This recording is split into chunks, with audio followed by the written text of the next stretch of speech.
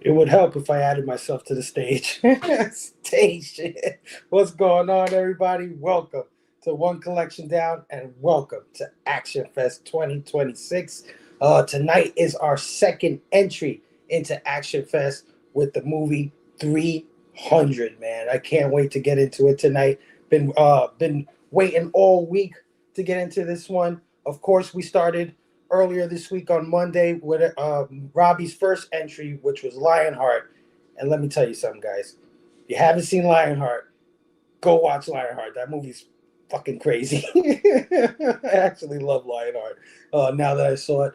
And then we continued over on, I believe, was it Chad? Yeah, no, yes, Chad. Yeah, Chad is Tuesday. And Chad had Dark Man. Dark Man is awesome. Sam Raimi movie, man. We had a lot of fun doing that. Then we continued over on Matt's channel, Matt's Heroes for Hire Comic Club, and he did Commando with Arnold Schwarzenegger. And now we're here tonight, Friday night, with 300. Of course, I'm always joined by a panel of the greatest people in the comic book community. So let's get this party started. Let's get them out. Let's review this jam. First up, I got my brother, Matt, Heroes for Hire Comic Club Station. Spartans, what is your profession? Who? Yeah. All right, we're ready to go, man. Oh yeah. Thanks for being here tonight, Matt, as always. All right, let's bring out our next panelist, my homie John, Comics with Friends Station. What is up, guys? Here we are talking another ultra violent action fest spectacular here, and hey, maybe a little homoerotica for everybody too. So hey, we can all enjoy. I'm so glad you were able to make it. I know I hit John up last minute, and he graciously was able to jump on, so I appreciate it. He was on with us last week for Speed, which was an awesome show. Let me tell you, it did very well for us on the channel. So thanks, John, for coming back this week. My pleasure, man. Let me bring out my next guest, man. The one, the only, Cliff on Comics Station. I always get this wrong. I don't know where my I've watched the movie. You've explained it to me. I don't even know. I'm like, I appreciate y'all. Hi.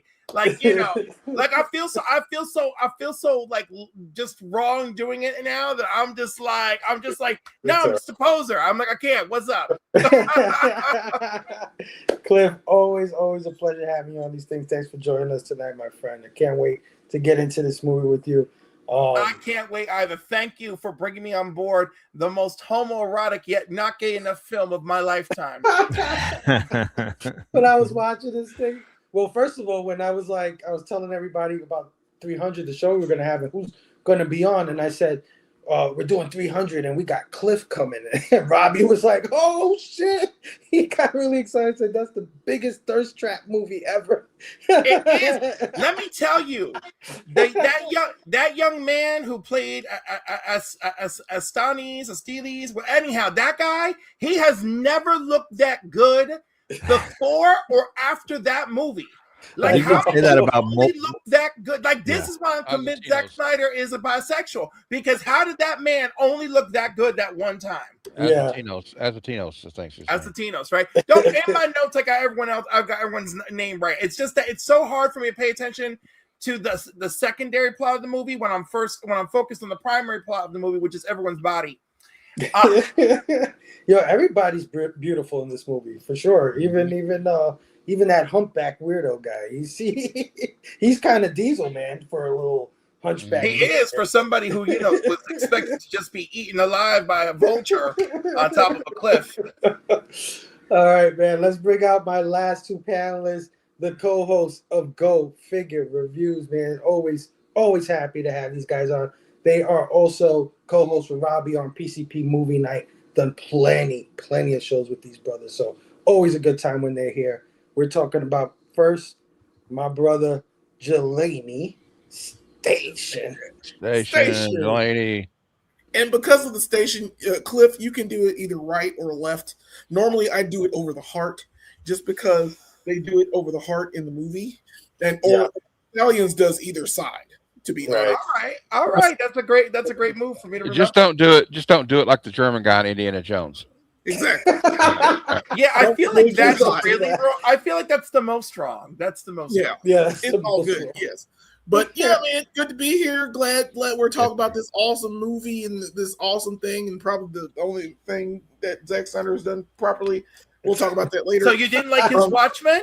You thought Watchmen was trash? I'm okay with it. We're gonna talk about it, but this, All right. this We'll get into is the it. only We'll thing get he's into done it. properly. that I he's done can properly. tell I'm already gonna love Jelani. I'm just Yeah, telling yeah. you, I'm already something's When I hit happening John here up, that I'm in I'm for. when I hit John buckle up, up. John said the only good Look. movie Zack Snyder's ever done. That was like the immediate sentence after he accepted. I think I wrote something Come like the on. only one he made worth owning. I mean, Watchmen's got its merits, but 300 is the one he got right. Yeah, That's what I'm yeah. saying. Well, we'll get into it. Zack Yeah, Snyder we're is getting definitely he's a polarizing director. I think. Mhm. I personally think he has more than one good movie, but we'll Yeah. talk about it. All right. Last but not least, the other co-host of Go Figure Reviews and PCP Movie Night, our brother Brooks. Station. Yeah, I'm always the last to the ball. I know, but you arrive every time like it's the headbanger's ball, and that's what matters. Yeah, it's because I'm so skilled. Like I'm in the power position. You are. You have the most profound things to say. Brooks, I've man. been in the power I get to put the position. exclamation point on I've talked everything. to Robbie about it. Brooks, I definitely so glad to have you on. When I made this list and I was getting people on, you're a little bit tough to communicate with, Yeah. right? Like I tried to get back with you as soon as I could. Yeah. But I looked at this list and I was like, man, oh man, like it was between. Con Air was like my first instinct, but like I had this one on DVD, so I was like, I watched 300. I haven't watched that. Yeah, but I knew 300 was going to fill up really fast. I just had a feeling it was going to, and it did. It filled up in like 20 minutes after I put the list out to everybody. And I purposely held a spot because I knew I wasn't going to hear from you for a little while. And I told Jelani, I said, Jelani, hit Brooks up, tell him to hit me back. Yes. Because everybody kept asking, 300. So that's how much I love you, brother. That's how much I respect you, man. That's love. That's love. Yeah, and of course, thank you to everybody in our chat for hanging out with us tonight. We got our brother Hounds of Gore in the building. Station, my brother, how are you? We got the one and only 34 Easy E in the building. Station, what is going on? 34 Easy E. We got our brother Aaron from PSG Comics in the house. Station, what's going on, my brother? We got the creator of Actionfest, Robbie, Pop Culture Philosophers, in the building. Station. It's already one of the best ever, 100%. And we're I don't even think we're halfway through it, right? We're hitting the halfway mark soon. No. But yeah, Robbie, thank you We're for getting there. hanging out. Who else we got in the house? We got our homie Road Collecting in the building. Station, heading into the theater to see Evil Dead Burn. I am so jealous right now. Oh, I want to see that movie so bad, man. Yeah, let me know what you think, bro. Hit me up on IG. All right, who else we got now? So we got our brother Zach, Tales of a True Believer, in the building. Station, Zach, how are you, my brother? We got the one and only Metal Elf Collectibles, our partner in Actionfest 2026. Station, Chad, how are you, my brother? Thanks for hanging out tonight. Who else we got? We got our sisters from another mister. Co-host of the Absolute Blame Fable show, Sabrina, is in the building. Station, sis, how are you? I think I got Sabrina on one of these coming up. Yeah, please. I was gonna say she's like the best. Yeah, no, that's my sister. She's all You done messed up because you need to have her, me, and John together. You to get the trifecta. Like we come together and we form Trinity. It's great. She was on speed last week with me. Yeah, but now I got Cliff, so then you need to bring the two of us together with you. Yeah, I got you. I have to schedule. I have to do like Helen Slater's Supergirl as reviewed by me, John, Oh shit! and Sabrina. You know, and just like cuts of Faye Dunaway over and over and over. Faye Dunaway. Power of Shadow. We got our brother Jay from Hydra Asylum Comics in the building. Station, Jay, how are you, man? We got the one and only Nostalgic Addicts in the house. Station, Nostalgic Addicts, how are you, man? Matt, check your IG messages. If you know, you know. If you know, you know. Man, so many good people hanging out with us tonight. Of course, everybody that's on the panel is also in the chat. Going down the list here. Zach saying 300 is for sure his best. LOL. Polarizing is a great word to describe his work. Yeah, because you say Zack Snyder, and you get like 500 opinions. Like, Justice League was great, and Batman was good, and whatever. You get all kinds of. You get some pretty toxic opinions from some people as well. Right, and they could be toxically positive or toxically negative. I've noticed. Yeah. I'm not looking at you, Snyder Mark. Bros. You called Mark. We got Cali Comics in the house. Station Cali. How are you, our brother? We got our brother Pete from Most Dope Comics in the house. Station. What's going on? We got Ron Helton joining us. What's up, Ron? Station Ron. How are you, man? All right.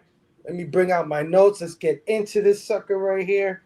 I'm an old man. I can't remember shit. I wish I had like Robbie's brain to like just spit shit out, but I just don't. Yeah, no, don't let it fly to Too you. old. At least you're not having to put on glasses to read what you got. Right. Well, hey, listen, don't. Wow, thank you. He's like, I have to take my glasses off to read now. Ooh, fancy. I take my glasses off to read. My vision is counterintuitive. And it's like it's doing a reversal on me. It's doing like a counterattack. It wasn't doing a counterattack on me. There you go. All right. 300, directed by Zack Snyder and based on the 1998 Dark Horse Comics limited series of the same name by Frank Miller and Lynn Varley, was released March 9th. 2007 by Warner Brothers and Legendary Pictures. It grossed $468 million against a budget of $65 million.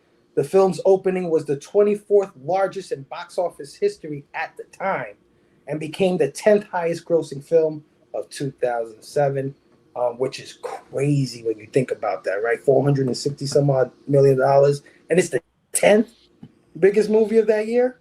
Holy shit. We got to look at the movies of 2007. I'm going to go check that list out.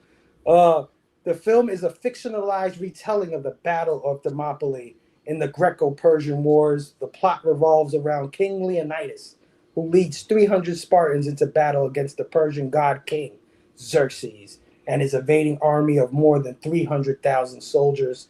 A sequel titled Rise of an Empire, based on Miller's previously unpublished graphic novel prequel, Xerxes, was released on March 7th, 2014. So, of course, I like to start by getting everybody's overall thoughts on 300. Of course, I'll start with myself. This movie, when I saw it back in the days, wowed the shit out of me, man. It was a spectacle. This is one of the few movies that I went to the theaters and people were like cheering and clapping and sad. And, one of those things when everybody's just auditory with their feelings and everything. It was one of those experiences. And I remember getting it on a DVD or one of those formats and watching it so many times. But just like Speed, stop watching it. Haven't seen it in a long time. Maybe it might be a decade or more since I've seen this one. So I was super excited to revisit it. And I got to tell you, fellas, I watched it a few hours ago, and I feel exactly the same way. This movie is gorgeous. Yeah. Beautiful. One of the few films that it uses so much CG, but it just looks so good. So I don't know what they did. They did it right. They did it the right way. Yeah, their techniques of well, we'll talk about their techniques. I did write some production notes, but man, it paid off. It gives this movie a vibe. And it's also like a very simple story, right? Like we joke about that. It's a simple story, and it is a simple story. But man, this thing breezes by. It's almost 2 hours long, and I didn't even feel that 2 hours at all. At all. This thing is great. Um, Very sad. I don't remember it being so freaking sad at the end. I was really like kind of, damn, yeah, they lose. They don't win. Yeah. Spoiler alert. Spoiler.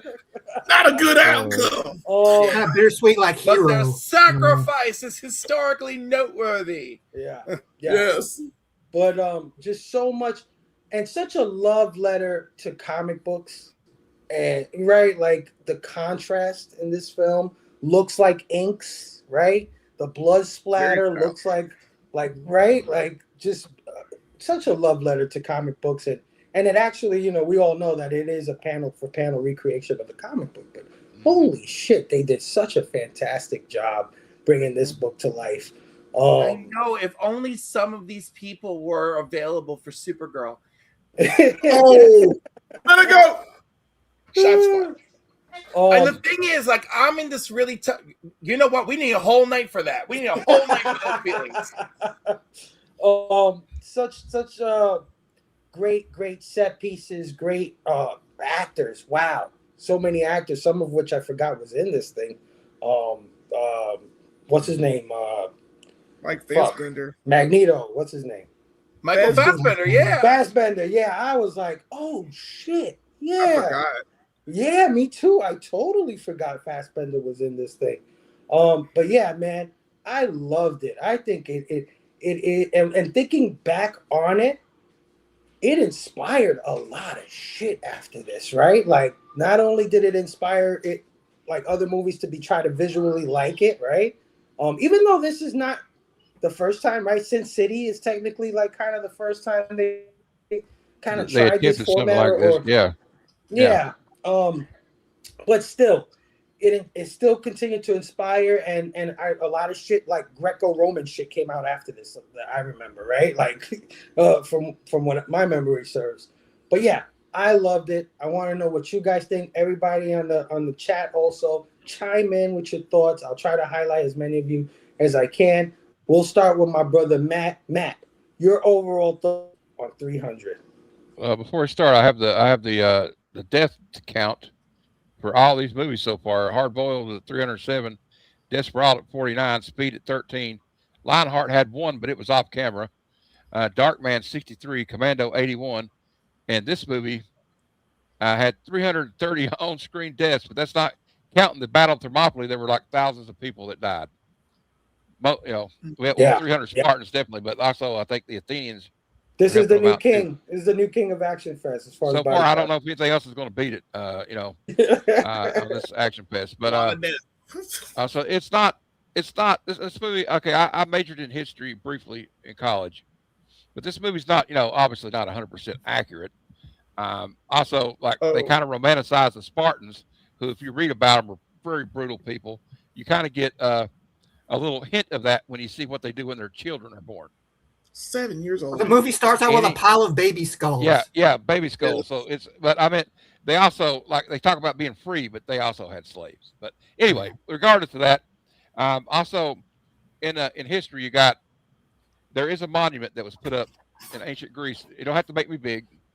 It's in Greek. It's a famous quote. It says, "Go tell the Spartan stranger passing by that here, obedient to their laws, we lie." And it's in a memorial near Thermopylae. But I always love that quote. And also, I saw a documentary about the Green Berets, and they study this battle in the Green Berets because the Green Berets are always outnumbered. But I love this movie though. It's a love. I know everybody says that word. It's a love, but it's a love letter to Frank Miller and Glenn Barley's his ex-wife's graphic novel. It's really true to it, and unfortunately, too bad Zack Snyder couldn't do that with Batman versus Superman. It just made Dark Knight Returns, or anything like that. So let's not get into that. But it's a beautifully shot. Like, I don't know what's happened with CGI in the last 20 years, but it just seems like it's digressed a little bit. Yeah. Maybe because of the AI they're using. I don't know. I think they're using some AI in Maybe it. because studios are cheap and brutal. That's true, but like Yeah. the effects, like in that new George Washington movie that came out, it's all CGI. Like if somebody's in the water, it's CGI. Somebody on a horse, it's not CGI, it's AI. But anyway, Dude, you know how good it was that in the beginning of the film they had a totally fake looking wolf, but that looked totally real.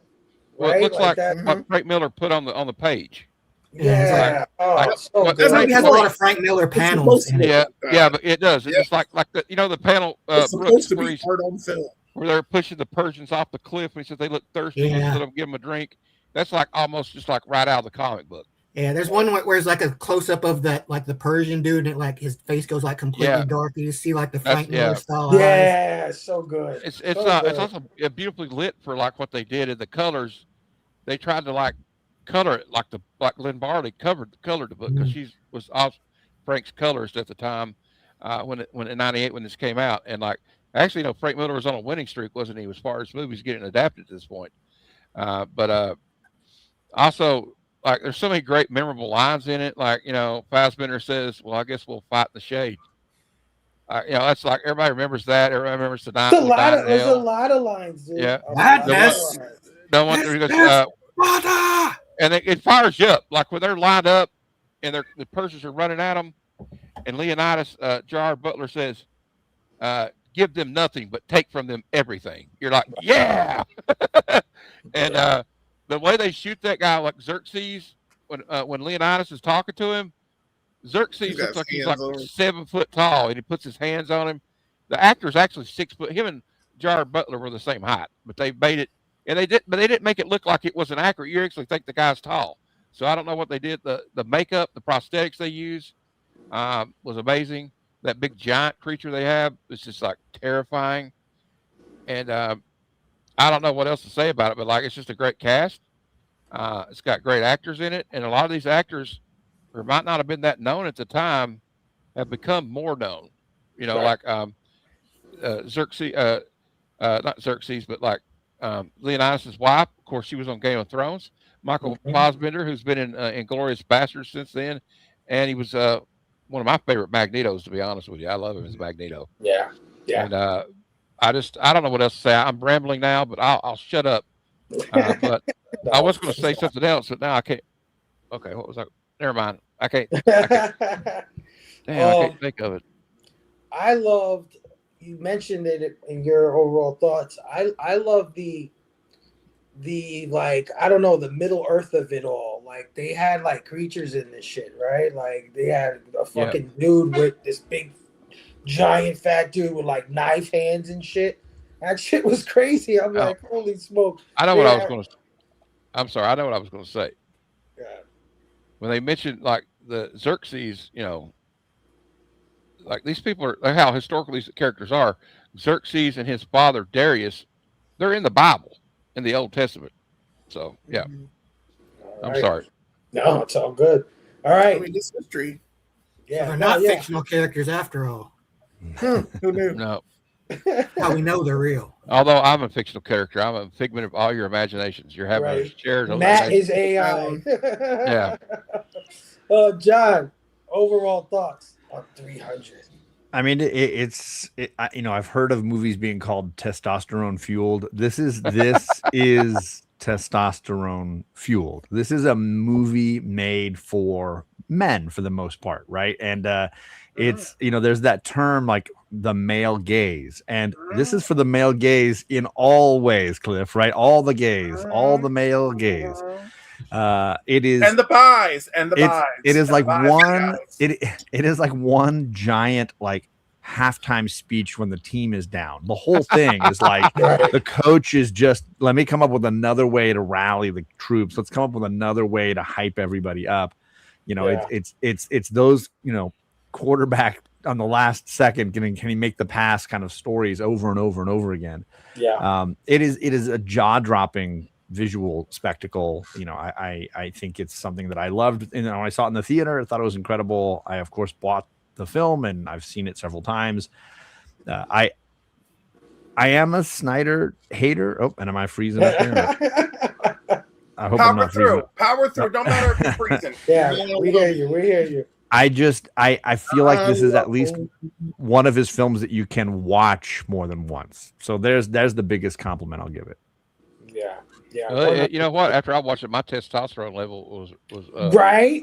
got higher after watching it. So yeah. I looked at my wife and I was like, "This is Sparta." About to jump your ass now. Let me stop. I mean, this movie is incredibly quotable. Everybody, instead of Blue Chew, they're just gonna like start watching this movie. Right. Exactly. It's all that's necessary. Don't go to the gas station. Get those boner pills. Just watch this movie. All right. I'm like, but never gas station boner pills, folks. Never. I was just joking. That was a joke. I know you're joking, but I know people who do it, and I'm like, stupid. oh. All right. So, Cliff, overall thoughts on 300. Oh, you're back, John. Yeah. He's back.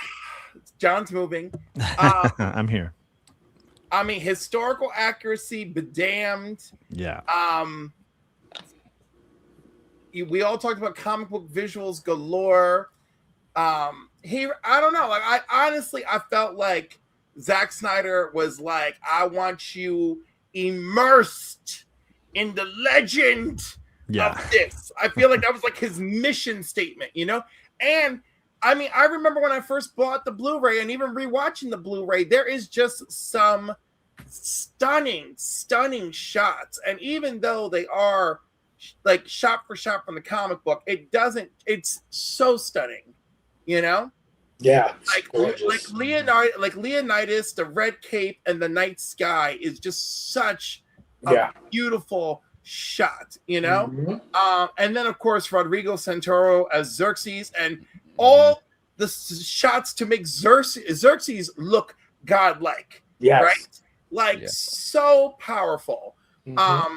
That's scary. So, this and everything all of y'all have said, you know, plus not to mention that, you know, it got me all fired up. All the vapors. Cliff was no. This is something else. Cliff was watching it like this. He was watching it like this. Like, oh. Yeah, no, I had to take the blood pressure medication right away. Woo. This movie makes you like sucking your gut. You're like, yeah. This movie makes me want to suck in nothing. That's for sure. I did want to mention something that I think connected to the history, the fact that this is not a history. This is not accurate to history in any way. Not accurate at all.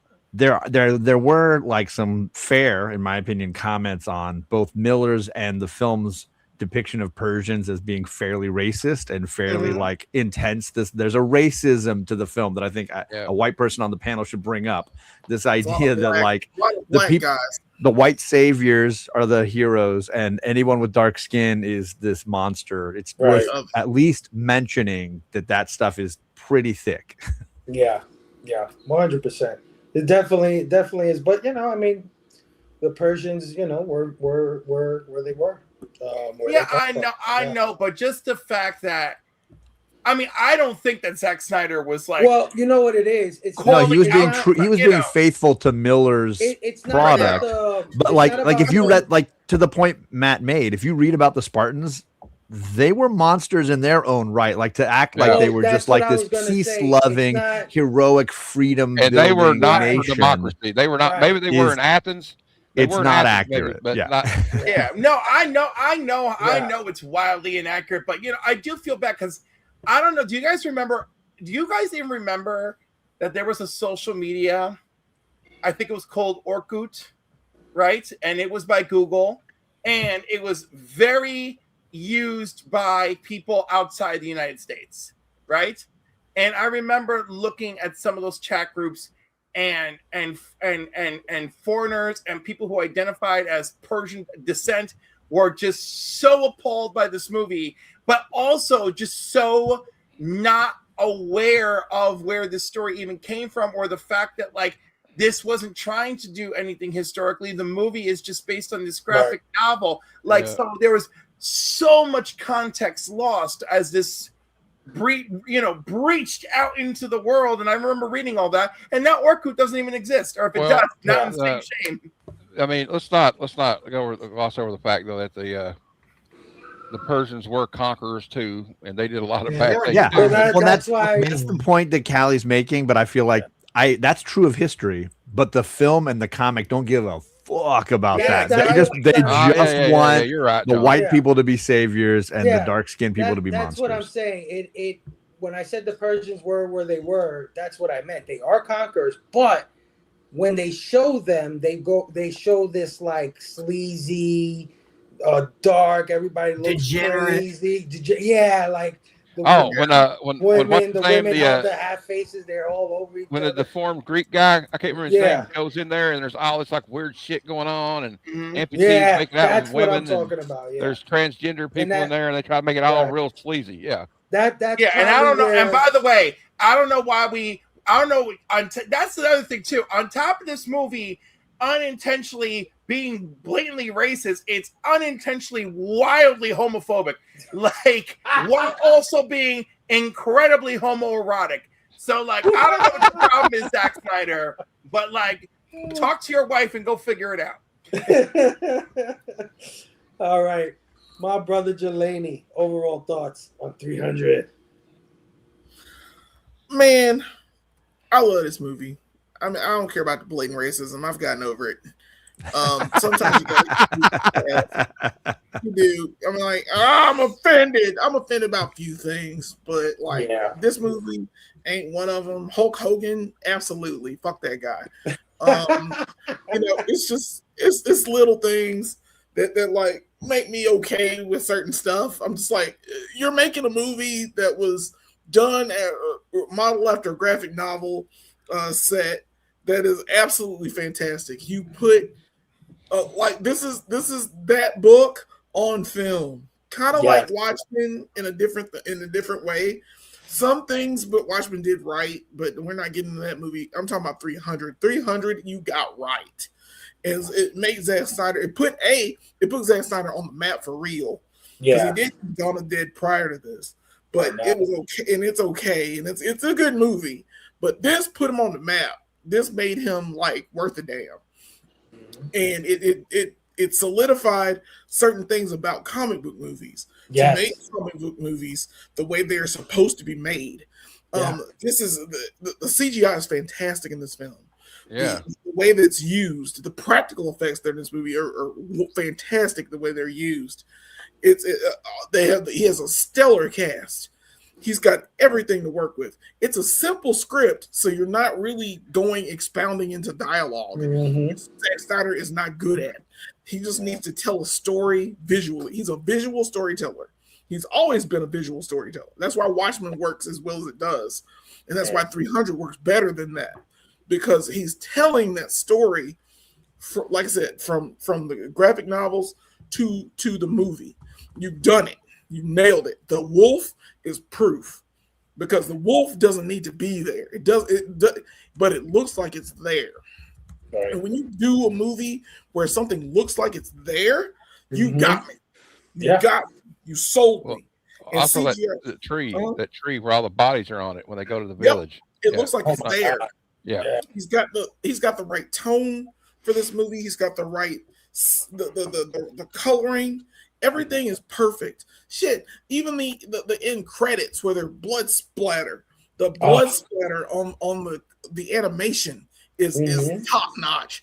And I'm like, bruh, so all the way through this movie, you're just like, damn, this is good. Damn, this is good. Damn, this is good. It's consistent, and he's telling the story properly. He's not bastardizing it. He's not changing it. He's giving the full credit to Frank Miller and the artist. What was the artist's name? I keep forgetting his name. Jim Varley. Jim Varley. Yeah.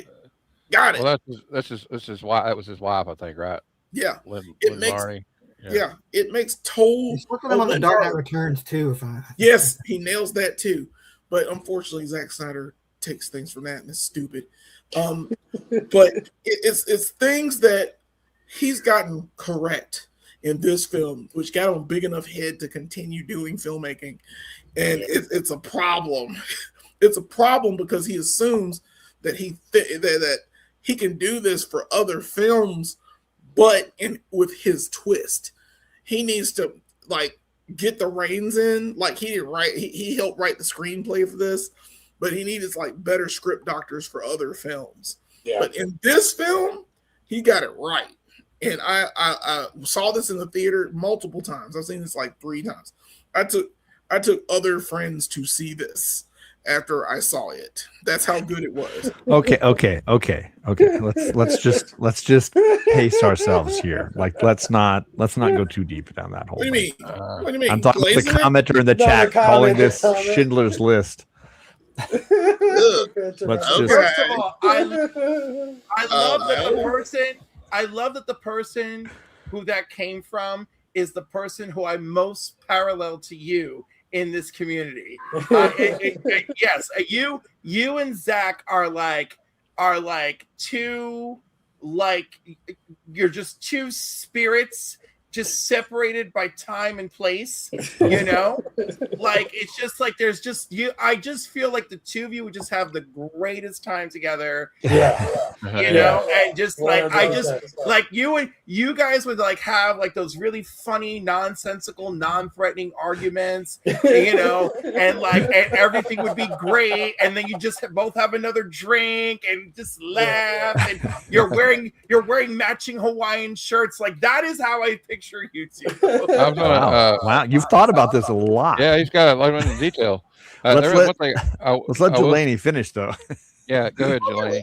Everyone's dead. That's the best part about this movie. Xerxes is dead. Leonidas is dead. They can't do nothing to us. Yeah. No one can harm us. Zack Snyder's all right. He's still living upright and taking nourishment. It's a thing that happens in film where you finally you get all the stars to align, and because those stars align and they were so good, you get Supergirl later. So there's that. And that's all my statements. Hey, I just wanted to throw in like the one thing it is accurate that would be historic was the way the Greeks and the Spartans fought, and I think they called it a phalanx. Oh yeah. And, the style, yeah. And like I think they really get into how brutal combat was back in this time period. You know, it's not like you shooting somebody from like a mile away. Yeah. You're like right in their face. It's really ugly business. Well, I mean, all combat's ugly, but it's uglier back then. Right. Well, I love how you touched on what this movie, how it solidified minds on what comic book movies can be. I love that you said that because we forget Hey, about Bastard, we gone. forget about like the indie adaptations, right? Like the other stuff, and we can. It doesn't all have to be superhero stuff, right? Like we can dive into so much other stuff. Nope. Ghost World. It's all right. Yeah. But Brooks, what are your overall thoughts on 300? Yeah, funny story about this movie. Like, I told you I picked it because I had it on DVD. It's right here. Beautiful, widescreen, as all things should be. So Got good. Gerard on the cover, doing the lines, roars. Great, right? So I have it, but it doesn't work. It's garbage. I put it in my PlayStation at 3 o'clock. It didn't work. I had to rent the movie. I was like, man, fuck this shit, man. I'm cursed, man. I'm cursed, man. But I did watch it, and I still love it, man. Like, it's definitely it's one of those no-brainer movies. It's like you just gotta enjoy the spectacle. But I think it plays to Snyder's strengths a lot. And I think Frank Miller's style plays to Snyder's strengths in that it's ridiculous, but you can make it feel kind of real, but it's still kind of silly, but it doesn't feel like completely silly, but like Adam West silly. Yeah. Right. Yeah. It's this is obviously a fantasy world. It's kind of parallel to historical events because it's a lot of ridiculous stuff, and a particular line that makes me laugh every time is when Leonidas calls Athenians boy lovers. Boy lovers. Yeah, and you The see homophobia. Spartan culture, The yeah, I don't Hates think it. you would fucking Yeah. say that. Especially when you see all these dudes, all these jacked, ripped dudes just lining up yeah, they're all fucking, dude. We know these guys are all fucking each other. Well, and there's no way the Greeks would say that because if you know anything about the Greeks, That's why they were like, Eat hearty, because Like, tonight we Greeks were dine in like hell. straight edge, bro. Like only heteros, those Greeks, like the most hetero of Right, all exactly. civilizations. Oh, But yeah, this movie is fun as hell, though, dude. Like it's just a blast to watch, you know. And it's like, you know, it's a lot of style, like Snyder's style, like, you know, with Miller's like style, you know, like I was saying, like, you know, the panels, you see the Frank Miller panels in the movie, the severed hand just slow-mo flying through the air with the whip in it. Like, you know, the guy's face doing the close-up, the guy's falling down the pit. Like there's just parts of this movie where like I haven't read 300. And like I was a huge Miller stan back in like the early 2000s. Like I used to love Frank Miller stuff, and like yeah, I still do. But like, you know, yes, like Frank Miller's one of those guys. He can be like really stupid, or he can be like really good. Like, you know, if you read like Ronin from back in the day, like that's Frank Miller like at his best. Like, you know, when he's so trying good. to like, Yes. do something. Yeah, but like, you know, he kind of degenerates sometimes, and like just being he wants to tell Sin City stories basically, but in different settings sometimes. Which I love Sin City too, but you know, I think Frank Miller works better when he's trying to be a little more cerebral, when he's trying to, you know, tell a more high quality story. Yeah, and Zack Snyder too. Really like, went for that one. Yeah, Zack Snyder, he's a filmmaker. Like I really do like his style. But sometimes he's just too dumb. But in this movie, like I say, this plays to his strength. Like the idiocy, like, you know, makes it more entertaining. It's just a big dumb action spectacle. It's like you don't care that it's, you know, you don't care about the CG, you don't care anything. You just love watching the action. You just love watching these like this group of complete jacked, ripped psychos just like caring for whatever's put in their fucking path. And let me tell you, that sounds like a good setup for Friday night. Yeah, that sounds like a good movie. Don't threaten me with a good time, Xerxes. Yeah. And you know, by the way, what a waste, because that man was fine as hell back in 2007, and like this movie was not like highlighting that enough for me. Yeah. Fair enough. Oh man, Holy Terror! I've never even read that book, but I've heard it's a piece of garbage. Yeah, I gotta read that. And Frank Miller had some rough times, you know. Yeah, he's had a serious like substance abuse problem for a while. Yeah, it happens. You just gotta kind of like forget. I can't say nothing. I've had my problems in my past, so yeah, I can't say nothing about nobody's that. perfect, you know. Yeah, but I agree with you when you said something about Frank Miller's work brings out the best in Zack Snyder, right? Like some of the stuff that he's good at complements what Zack Snyder's good at. They're good like tandem. Deep Shadows. Yeah. I mean, okay, are we just being just like a little bit generous with these words? I think we're just being a little generous. Just a little generous. How so? Yeah. Mm-hmm. All right. So we touched on it a little bit, but this movie has an amazing cast, man. A lot of great characters in this film. And Brooks, I hope you didn't go away too long, because I like to swing it back around. I don't know if you hear me. But anyway, this movie has a great cast, and I didn't know this was Michael Fassbender's first film. I didn't know that. This is his debut, which is wild. What was he doing before this? Like, is he like on Broadway or some shit like that? Well, he used to be a race car driver too. Oh, okay. All right. But yeah, a lot of great characters, a lot of great actors. A lot of these people went on to be on a bunch of shit. So, of course, we like to highlight performances or characters in the film, and I'll start with Brooks. Brooks, what is a character or performance that you like to highlight? Wow, and even the first spot, so I'm gonna take advantage. Yeah, bro, I got your back, bro. I'm take Gerard as Leonidas, bro. He is like, you know, right for the top. Okay, he's killing it in this movie, man. Like, you know, he's the perfect. He's got that perfect glare. Like he's super stoic. Like this movie is just like, you know, juicing this guy so fucking hard. Leonidas, he's the coolest dude. Like, you know, that's one way of saying that. Takes out all of the Persian like fleet, and all the other Spartans are like cheering. Is like, but not Leonidas, because he was so fucking stoic. Fucking celebrate. Standing there, just like, yeah, whatever. Yeah, like Gerard Butler. This is like the movie that really kind of put Gerard Butler on the map for me. Like, you know, 100%. I never even heard of the guy before this one. Yeah, it's like I feel Gerard Butler was at his peak for this movie the way I remember it, and then slowly but surely we, Actually, coming on down, coming on. Yeah. If you want to cast a Spartan man, like you can't go wrong with a Scotsman. Oh hell no! That's just law. That's law. Fassbender was also in Band of Brothers miniseries. Oh, there you go. I never 2001. saw Band of Brothers. I heard it was good. Okay. I did not know that. Phenomenal. It's Yeah. amazing. All right, yeah, I can't agree more. I think Gerard Butler is magnetic. I think he's somebody that if you're into this testosterone fueled shit, you just can't. You want to be like this guy. He's so damn cool.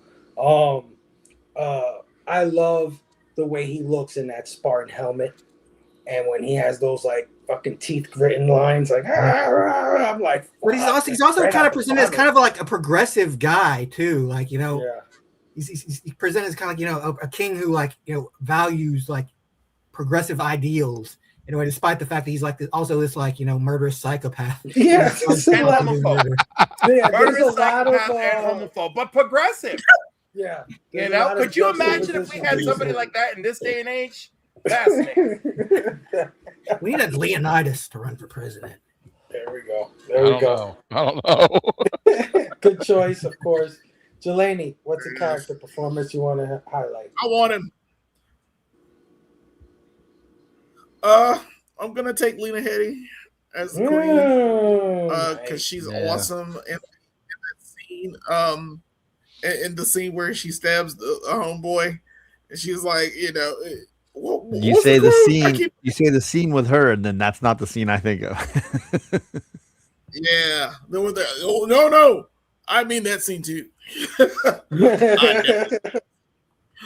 She can get it all day. She's always been able to get it. It's been a while. I wanted to get her in Dread, like on drugs. Like falling on drugs. She's like, She stabs old boy, and she's like, this will not be over quickly. Yeah, I am not your queen. Boy, when she says it back to him, it's the queen shit. I'm like, oh yeah, because he did her dirty. Like, of course he was going to do her dirty. But, it's just funny that it happened that way. And I'm so proud. I'm so happy that she got her comeuppance. I forgot that happened in the movie. That was a problem with me because I was like, oh, God, she gets got. And I was like, oh, no, then she gets him. And I'm like, oh, she gets him better. I was like, oh, yeah. Right there in the corner. She gets him. She gigged them Aggies. That's what I'll say. You got to gig them. So it was fantastic. I love that scene. I love that movie. I love when boy Delios gives her the necklace back. Mm-hmm. It's the saddest shit. It's so sad. It's so sad. I'm like, the way she handles it though, she handles it so well. And then her son runs up and she like grabs him and like holds his face. Like, she didn't say your daddy did. He's like, he knows. It's all good. You know what I'm saying? And he's supposed to be a strong Spartan man. He understands. And it's so sad. And I'm like, oh God. Oh my nuts. Yeah. So it's one of the, she held her own. I like how you can make a strong female character. I'm going to give it to him. Because in the graphic novel, she has one line. Right. I know. Here she actually has a storyline and everything. She's fleshed out. Did it great. So once again, Zack Snyder, where is all this when we need it? But thanks, you did it, man. You did it. She's got one of the most emotional lines in the film too, when they're getting ready to go off to the hot gates, and she says, "Come back with your shield or come back on it." That's her line from the comic. That's her only line in the comic book. Her only line. That's it. But she delivered that shit in this movie like. Perfect. And it's Lena Headey, and she can always get it. So I had no problems with that happening. It's a fantastic cast, and she's just a star among them. And I'm impressed with her in general. I think that's how she got the Game of Thrones role. To be honest, I think probably. Yeah, probably. In Dread, where she can also get it every day. all the time Did you see her in the 2 normal films? on drugs. I've not seen her 2 normal films, but I'm sure she can get in those as well. Well, Ghost. They're also action movies. I'm not even sure. I think they should be part of Action. At least one of them should be part of Action Fest. Yeah. Well, when we do Action Fest 2027, We'll we should work have on that. Cliff. We should have Cliff on Comics. Join us. Yeah. I'll definitely hang out on one of your shows. Being a heady. Yeah. Yeah. I like but yeah, 100%. She's beautiful. I mean, she's always been beautiful, but I really think she's gorgeous in this film. The way she dresses, her attitude. This is the kind of Spotting women give birth to real men. Yeah, this is the kind of partner that we would all want, right? Like this kind of support. Yeah, she's down. She's so down. Yeah, that's the best part about her. And she's so strong against all this masculinity around her. She's surrounded by all these male egos and all the shit. Yeah, and she's a strong female lead, and she didn't talk about it. You know what I'm saying? She didn't go in things and talk about that shit. It just is. It's the story. Just is. Yeah, it is. It's the story they told, and it made sense when they talked. And I'm like, holy shit! Can we get movies like that now? Can I get a movie like that now? That'd be fantastic. With as good a CGI as we got now. Oh my god! Oh my god! Done. Sorry, irritates the shit out of me. I hate it now. Can we go back? More money together to make it. That's it. We got to do it. We got to make the film. Come back now. Fuck you, Marvel. Why'd you fuck everything up? Fuck you, James Gunn. Why'd you fuck everything up? I'm not gonna blame James Gunn for everything. I blame James Gunn. Stupid ass Guardians of the Galaxy made this happen. You could also blame Zack Snyder too, because I just saw The Flash, and that shit is terrible when it comes to CGI. But anyway, Cliff, character performance you want to highlight? Well, I mean, I have to give it up to the beautiful heart of this film, played by Astinos, played by Tom Winston. Because Tom looked like he was genetically engineered for this role. I mean, every scene, y'all can't tell me that you didn't have bisexual panic when you saw his beautiful body on the screen, his hair, the looks. There were so many looks. I'm willing to bet that almost nobody in the chat knows which character we're talking about right now, because you gave the characters. Artemis's son. I know who it is. I'm just saying, like half the audience is going to be like, which character's named Astinos, and who is this actor I've never heard of? It's the captain. Right? It's Captain's son. The captain. Right. I just want to make sure the audience watching is like, oh, of course. that. Well, twink. The audience is filled with our regular friends. I just wanted to get Delaney. That's why. Members and Mark, who's the world's greatest Snyder fan. So they know, they're on it. Okay, they're on it. So he can also get it. That's what you're saying. So, oh my God, he can still get it today, because although he has never looked as beautiful as he has looked in this film, he is still a beautiful looking man. He's got them beautiful blue eyes. Look at Zach losing it. Zach is losing it right now. Yeah. Apologies. But no, seriously, the movie goes into detail to hang out with him, because he is the youngest member. You know why? He's young and tender. Right, but he's young, and if you think about it, this is what they're fighting for. They're fighting for the future. He's the future, right? So it's very intentional that we spend so much time with him, even though it's in full-on male gaze action, baby. But I mean, even if I weren't gay, I would imagine, I suspect for you heteros, it still feels hurtful, like when he dies, like you still feel it. Yeah, absolutely. Oh yeah. There's a tonal shift in the there's a tonal shift in the way the battle goes and like emotional, like when he gets his head lopped off. It's just like, Yeah, because up until then, I think they truly feel invincible. yeah, And then after that, it gets very real for them. Yeah. I think that's what happens. And they know they're gonna follow this man to their doom.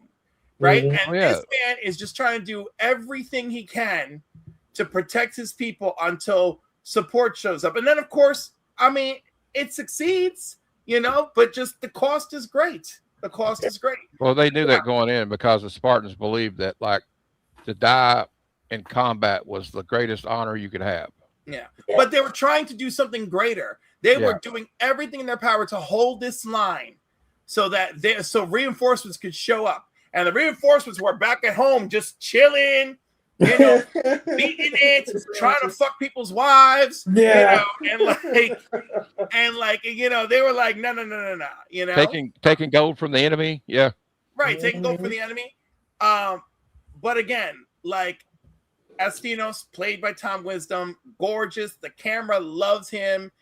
I mean, I feel like it's obvious to everybody, not just me, who was just having, you know, like, you know, hot flashes and my andropause kicking in. Have your moment. Have the moment. I get it. Well, Cliff, him and Fassbender kind of have this bromance going on. Are you kidding? Are you kidding? Do you know how many years of my life that bromance has fueled for me?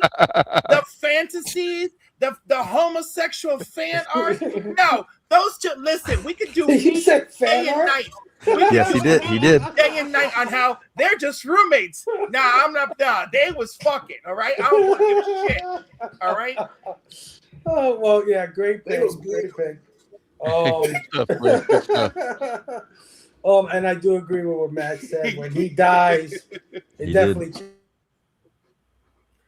Good Lord. His father, the pain in his heart. I have two sons, so I could totally like. Oh my God, it must kill you inside. Like just. And that was his top guy, right? He was the captain of the whole army, and when he was like, "My heart breaks for you." The look he gave him when he said, "My heart breaks for you," he looked at him like, "Motherfucker, you ain't got no heart." Like he said, "My heart." He said, "My heart is." They said, "My heart is filled with hate." Yeah, that's a great scene. Yeah. John, character performance you want to highlight?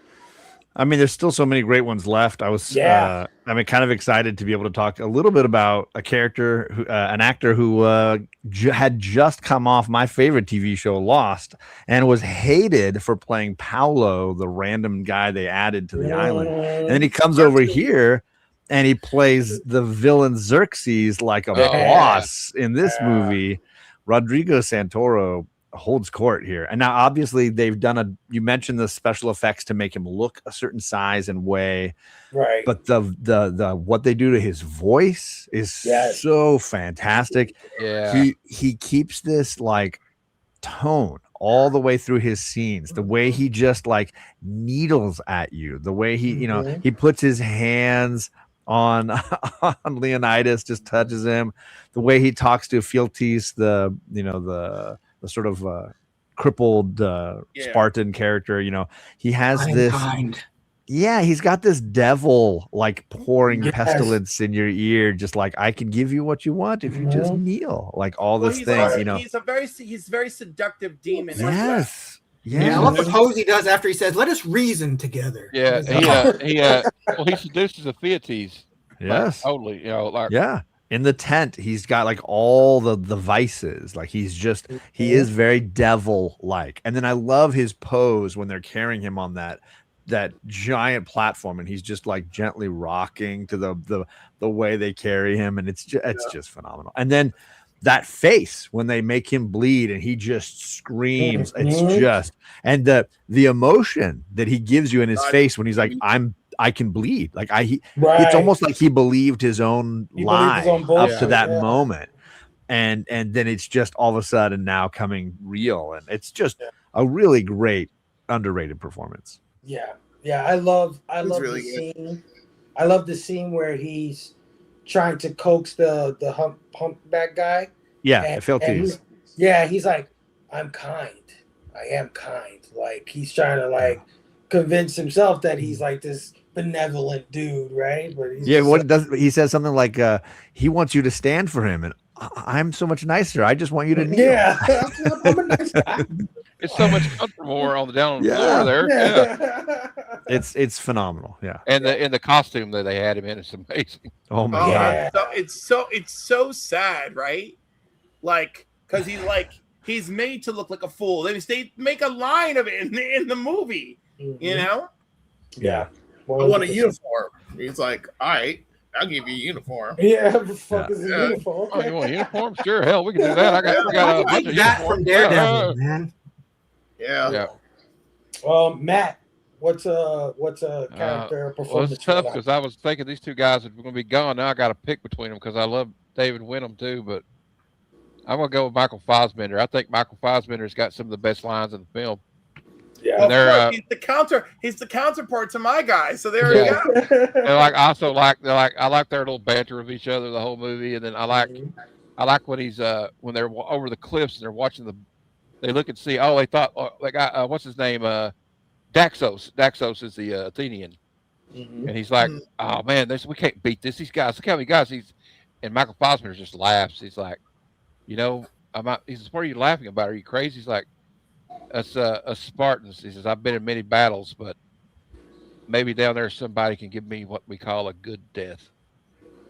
And then also the thing about where he's like the famous line where the guy's like trying to pull that whip back and he cuts his hand off and says, your arm now belongs to me. And the guy says, we'll blot out the sun with our arrows. I've heard historically that was the actual line that somebody said, but I'm not sure. But that's probably bullcrap. But just the way he says it, like it ain't nothing. I think I believe somebody said it historically, and I believe that they probably, when you fire that many arrows, I'm willing to bet it's gonna look real dark real fast. Well, I just like how cocky it was, hero. even though there's like 300 of them. They're outnumbered, like 20-1. He's like, well, we'll just fight the shade then. And he tells the guy, he goes, you can go now, or I'll just build my wall a little bit higher. Right. And I just like that. And like, also, you can tell he's like gung-ho the whole time. Like when they're getting ready to go, he's like, I'm here to serve you, King Leonidas. He's like fired up. And then, To the death. Yeah, to the death. He's fired up. He's ready to go. He's a true believer. Yeah. And also the scene at the end of it when he's like telling him how honor it was for him to serve with the king, and like these guys, the relationship he has with Tom Wisdom's character is great too. Like you get this kind of like camaraderie feeling these guys had to get with each other. Maybe it was a little bit more than than that, but it's a kind of a thing like my dad would tell me, because my dad was in Vietnam. There's like the relationship you get with these guys, like the guy next to you, you trust him with your life because you're trusted with your life.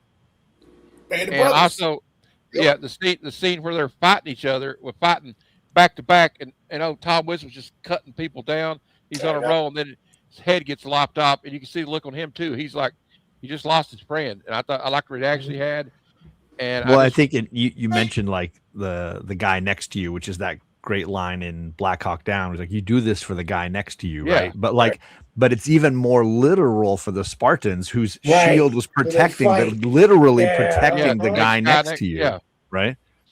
Yeah, and that's probably where we kind of get that term, I guess, the guy next to you. Maybe, I don't know, but it's just I just thought it was great. I know he's not got that many lines in it, but really, except for like the main characters, nobody has really a lot of lines in the movie. It's just this is all like stylized action. Like, everybody gets their time to shine a little bit. They spread it out pretty good. Yeah, but to me, he always stood out. So that's why I picked him. And also, all respect to the original Magneto, but man, I wish I like him as Magneto a lot. So. Yeah, me too. Yeah, Fassbender. I mean, Fassbender's gonna Ian McKellen. He's fucking great. He's one of those guys. Such a great actor. I loved him as Magneto when the scene where he's in the bar with all the Nazis. I love that. And McKellen's a great villain, Magneto. Fassbender's a great hero, Magneto. Yeah, but also the heartbreaking reaction to when they kill his daughter in the X-Men Apocalypse, which was not the greatest movie, but that scene really always got to me. Right. Well, you guys took a lot of great actors. I'm almost tempted to give it to Vincent Reagan as the captain. I think he tells a lot without saying much, right? Like you can tell his loyalty and his history with Leonidas without saying much, right? Like you can tell they probably grew up together. They were just as good friends as Fassbender and the other guy, probably in their day, right, when they were young and stuff like that. That's his most trusted guy. The pride he has for his son, right? Yeah. Who at the beginning of the movie he was like, "Hey, that's your son," and he's like, "Yeah, I got other guys to replace him." He actually said that shit. He does. Like, I got Yeah. other sons. When it cracks at the end, it's like it's proven that it's a lie. He never really felt like that because when he does die, like he loses his shit. He loses his Yeah. shit, and It's yeah, good but boy. you know, Good boy. just the pride. Like when his son was killing everybody, he was like, "That's my boy. That's my boy." Like he was playing football or something. Watching Oh, your kid hit a home run in Little Good League. boy. There's a lot more but blood. I'm gonna give it to David Wenham as Dilios, the narrator. Yeah. I think he's fantastic in this film. I love his narration. He tells this story so well. And you know what's so cool about him? He's an unreliable narrator. And that's the best part. Yeah, right? because he doesn't know. Yeah. He doesn't know what happened Yeah. at the end. Exactly. clue. He's telling this story, he's spinning it, and he's spinning it for his men or his fellow Mhm. soldiers at the He's end. a hot man. He's trying to. He's Yeah. tell like so they'll go out there and run through a wall for him. Yeah. Right. So Which I How think is partly badass my why. king was. Yeah. Shit. I'll tell Well, I you. think it's partly why the film works and the story works as yes. not history, but as like fantasy and legend, is that it's being told and presented that way. Yeah. And you know, all the shit that we see is probably all embellished. Xerxes Yep, was like wolf. 10 feet tall. Yeah. And fucking they had rhinos and they had a fucking ogre that was They had a 10 feet fucking tall. goat. They had a And, goat playing on a loop. yeah, they had demon samurais and shit. So but I just love that guy as an actor, period. I love his work. I think he's great, and this is probably, maybe I'm wrong because my memory sucks, but like the most heroic, right? Like I've seen him, like he's a soldier. Well- He's just as big as Leonidas, big as the captain, big. You know what I Well, mean? The guy. Lord the of the guy Rings, was he in kicks Lord of the ass, Rings? bro. Yeah, Was he in Lord of the Rings? Yeah, Return Yeah, of the King. but Yeah. even in Lord of Boromir's the brother. Rings, It's funny because both films, you could argue that he's the sad sack in this testosterone story, where he's the guy that's kind of like more sensitive and maybe has to tell the story and support. Yeah. So he's kind of got this like sad sack, second tier Right. masculinity. In but these he movies. he has kind of like daddy issues in Lord of the Rings. Yeah. You think so? You think so? But in this movie, he's just a pure soldier, man. He's just a pure soldier, and But he's trying to also round his he's men the up. one that like doesn't fight in the last battle, so he's the one that has to like miss Yeah. out on that honor, right? You know, I lose an eye. He's like, it's just a fucking eye. God, But he gave has me to do. an eye, He has you to do know? what his king. But he has to do what his king wanted him to do, though. He doesn't want to do it. You can tell he doesn't want to do it. Right. So yeah, I'm gonna give it to David Wenham. All right, let's get into the style and structure. Hey, Fayetteville, can Right. I say something? One thing about the captain, Sure. though, that broke my heart is when he said, "I never told my son I love him." It got me today. I don't know why it got me. Yeah, this movie's a lot sadder Probably than I because that remember. shit hits home for so many people, even in Yeah. this day and age. Yeah. Sorry, movie Fayetteville, I was didn't mean to interrupt you, man. No, Yeah. it's okay. This I mean, movie's like, a lot. have you seen Weapons? If you've seen Weapons, Yeah, I love freaking, Weapons. what's his name there? He dreaming about his son and be like, I never told you, I never said it, but I thought about it all the time. And I was like, a witch has got your goddamn kid in the basement, you dumb fuck. And, like, Yeah, no, this movie was a lot more as masculine as it is, as high impact and charged as it is. I didn't expect it to be as emotional as it is either. Right? It does have this emotional line through it that I was not that I didn't remember, first of all, and that I didn't expect on this watch. And I'm a little older. I got boys now, so it hits a little harder, right? But anyway, yeah, let's get into style and structure. We touched on a bit of the style in this movie. And of course, in style and structure, we go over anything you want to highlight as far as the technical aspects of the movie. So directing, cinematography, script, editing, music, whatever you want to talk about. And before I get into that or my thoughts about it, I just want to give a couple of fun facts about the production. Uh, First of all, we all know that it's a shot-for-shot adaptation of the comic book, right? Um, Snyder photocopied panels from the comic book, which he planned the preceding and succeeding shots. So, like, he followed that blueprint almost to the T and just filled in the blanks, kind of. Um, 2 months of pre-production were required to create hundreds of shields, spears, and swords, some of which were recycled from Troy and Alexander. Creatures were designed by Jordan Shell, and the animatronic wolf and 13 animatronic horses were created. So they had some animatronic. I thought the wolf was all CGI. Apparently, it's not. It was a real thing. That's Yeah. why it looks so damn good. Yeah. Practical effects. Who knew? Who knew? And the horses too. The actors trained alongside the stuntmen, and even Snyder joined in. Upwards of big 600 surprise.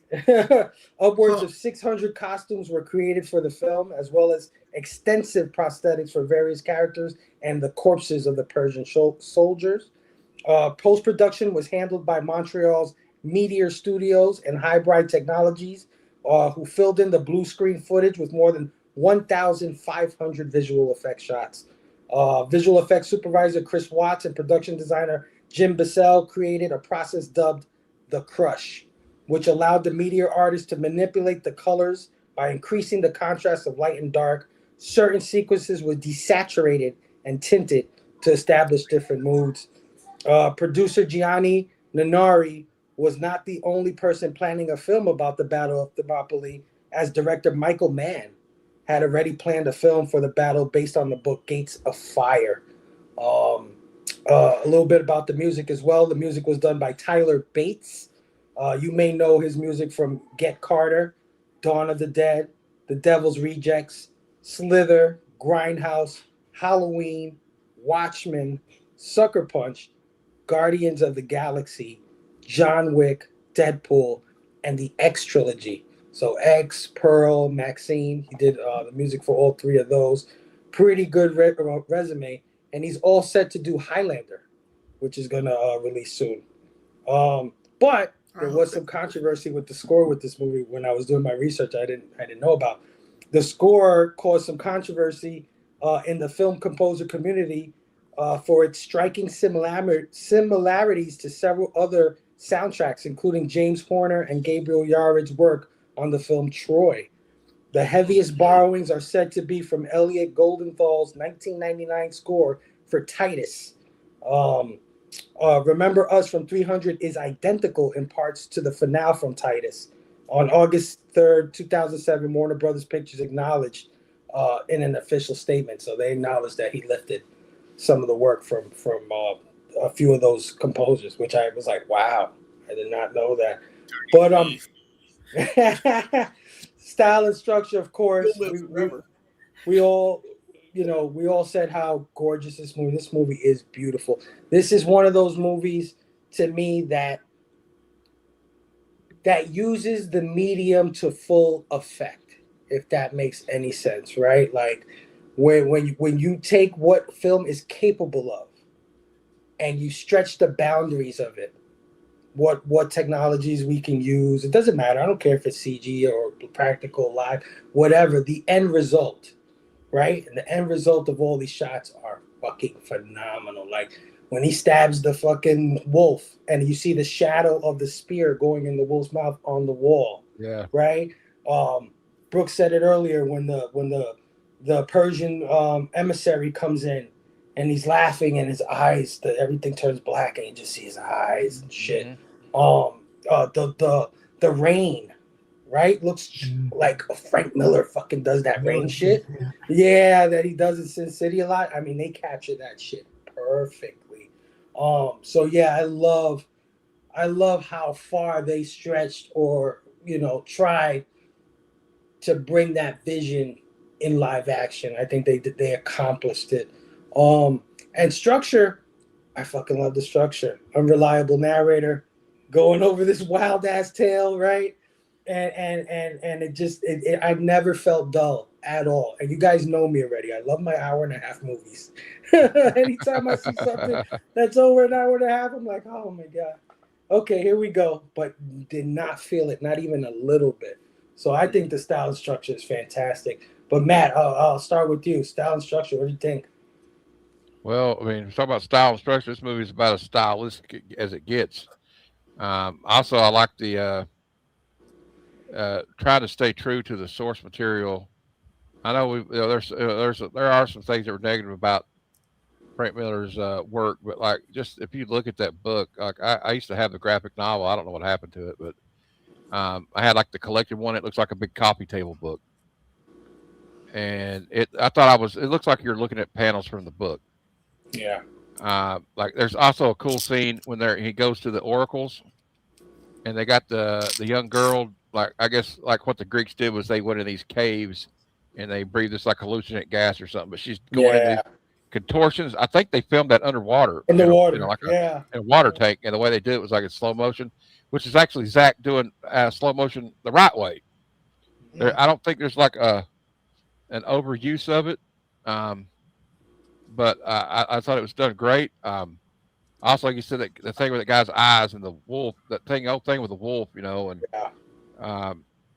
the music is just so like epic sounding. Like when he comes back and he's wearing the wolf as a coat. Yeah. And that, like they got those. I think it's like a choral or whatever you call it. Like you hear all these voices singing, or whatever. The turn's no longer a boy, but a man. And also just brilliant narration. The way they bring that, the guy's got the perfect voice for that. So yeah. And like you're saying, unreliable narrator, but like he's got an agenda when he's telling people about this. Like it's kind of like when they fought after the Alamo, and General Sam Houston's like, remember the Alamo, Yeah. and because they want everybody to remember that, or remember Pearl Harbor, we want to remember it this way. Yeah. You want to hear a story about the greatest king that ever lived in Sparta? Yeah. So I like he's fought really with that like guy. Yeah. it's kind of like Leonidas is Chuck D, and this guy's like Flavor Flav, he's hyping him up. Flavor Flav, the greatest hot man of all time. But also, just the colors. I think it was already mentioned the colors, and the movie's got a great pace to it. And like, there's another scene that's really cool. It's like when he says, "Earth and water, you'll find plenty of it down there," and he points it at that old well. And when he kicks him down in the slow motion, but then you see one of the emissaries falling down into the darkness, and then he just disappears. I love the way he does that. And also, there's another scene that's subtle, but I was talking about it earlier when she tells him, come back on with your shield or come back on it, and you see all the wheat fields and the way it's just kind of blowing in the wind. It's just got this kind of like cool quality to it. And that scene with I call it like well, it's not really the tree of woe, but it's kind of like that where they put all the villagers on that tree. And it's kind of scary. Like also the scene where they those pots fall over, they all are on guard, they're already on edge, and then they turn around, and they see that kid walking, but his shadow looks monstrous at first, like it's real, right? Yeah, and then it comes down, it's just this little kid, little boy, and like it's that's amazing too. And then that freaky ass scene in the tent there, like I don't know what was going on there. There was some eyes wide shut stuff going on in that tent. You know what I'm saying? But yeah, and also like the wardrobes, especially the Persian wardrobes, with the cool immortals with the masks and stuff, and the big monster giant immortal guy. Yeah, he's so scary looking. And yeah, I don't know what to say. It's just a beautifully shot movie, and I think also, and this is the last thing I'll say. I think this movie's proof that it's best to use CGI and practical effects together instead of completely or 100% relying on CGI like they do now, basically. Yeah, 100%. 100%. John, style and structure, and please keep it going. That would be right. I mean, I there's a ton of stuff that everybody's kind of hinted at already. I remember when I watched Face Off and some of the special features. John Woo was talking about how he uses slow motion and how he Yeah. spends time watching actors move and finds the right frame rate for each actor. He's like, oh, well, Travolta might be at this, this many frames per second, and Nick Cage might be at this many frames per second. I feel like the function of slow-mo in this movie is down to that level of attention where Yeah. the moment that the woman certainly underwater and the Oracle, the way they speed up and then ramp speed down, it's almost like it has a tempo, it has a beat to it. Yeah. Right. And then of course the fight sequences when they're slowing things down or speeding things up, I think there's a real function to the slow motion that does, spoiler, does not exist in the Snyder cut. Like the slow motion there is absurd and bizarre. And like, yeah, let me slow motion my Starbucks moment. Let me get my Starbucks and let's slow mo that down. Yeah. There, see. But so like the attention to that detail I really love. There's some really great like practical makeup effects right going on here. Of course, Filthy's has this epic body thing that he wears, but like several, like when the ninja's mask comes off and you've got this demonic face underneath, and Yeah. there's some all of the work done on like piercings, like on characters' faces and stuff. There's some really great practical makeup going on for a lot of these performers that I think it just adds to Matt's point, that layer of like what is real and what is an effect. And when those things are blurred the right way, it feels real, like it feels authentic. It has that sense of like reality that I think is really strong. Lastly, I do like the story structure of the opening sequence focusing on how does a Spartan become a Spartan. Because if you had ignored all of that, if you had just jumped right in and it had been told in like real time or chronological order or whatever, and you didn't have that understanding of how someone becomes a Leonidas or how someone becomes a Spartan warrior, I think it would absolutely have robbed the film of that feeling that like these guys might actually be able to pull this off, right? And you have that child, learning how to fight and being forced into the wild on their own. I think that sequence structurally adds a ton to the hot gates when we finally get there. So Well, also, John, when you talk to your point about that, you get to see like it really sets up how badass these guys are. Yeah. You could believe that they can achieve these things because you see how they got there, right? Yeah, absolutely. Yeah, I would have made it at 7 years old, by the way. Not even a little bit. No, hell no. Hell no. What there? Actually, none of us would, lady. Yeah, I was none in of the us would movie. have made it. Well, like, I mean, honestly, bro. Hey, truth be told, I was born muscular dystrophy. I'd have been tossed off there right off the top. So. Yeah, but, you're not perfect. Oh, I would have been one of the baby skulls in the beginning of the movie. Yep, baby skulls. Somebody earlier mentioned that Filthy's is a traitor or is not is he or is he not a traitor? And I think structure wise, I think he's a valuable additive that is not just to betray and have Xerxes' team win, but it's more it's pointing out that there are flaws to the Spartan mentality, right? That there are flaws to that system, that they aren't just simply the heroes. There's more to that structure. And the fact that Leonidas can't find a value in somebody so devoted to his cause, can't find a way to use somebody because they don't fit into his narrative. You can hold water, you can carry the bodies, you can do everything possible to help us, but you can't fight. Yeah. Now, could fight. All he had to do was tell homeboy, hey, hold your shield up, but you be in the back.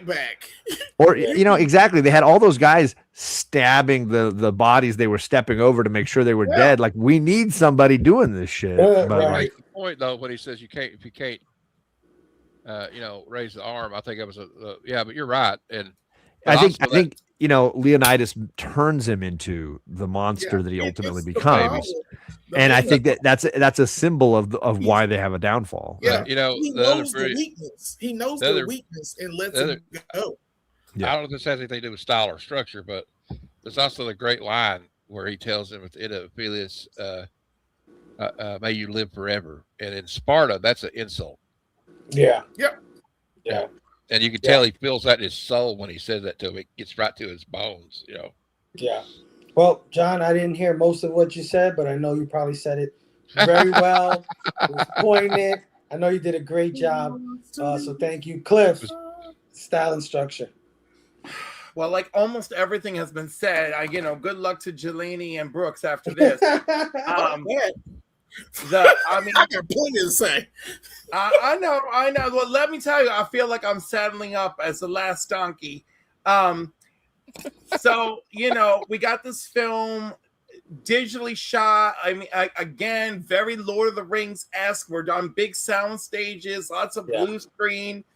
Every single person has mentioned this, and now I'll mention it too. And my favorite thing about the structure is that it's Delios telling the story. It's not just exposition. He is there trying to sell it.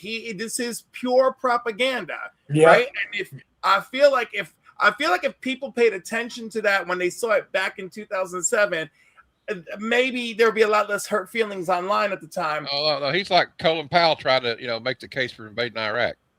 Yeah, and and every bit of eloquence. Destruction.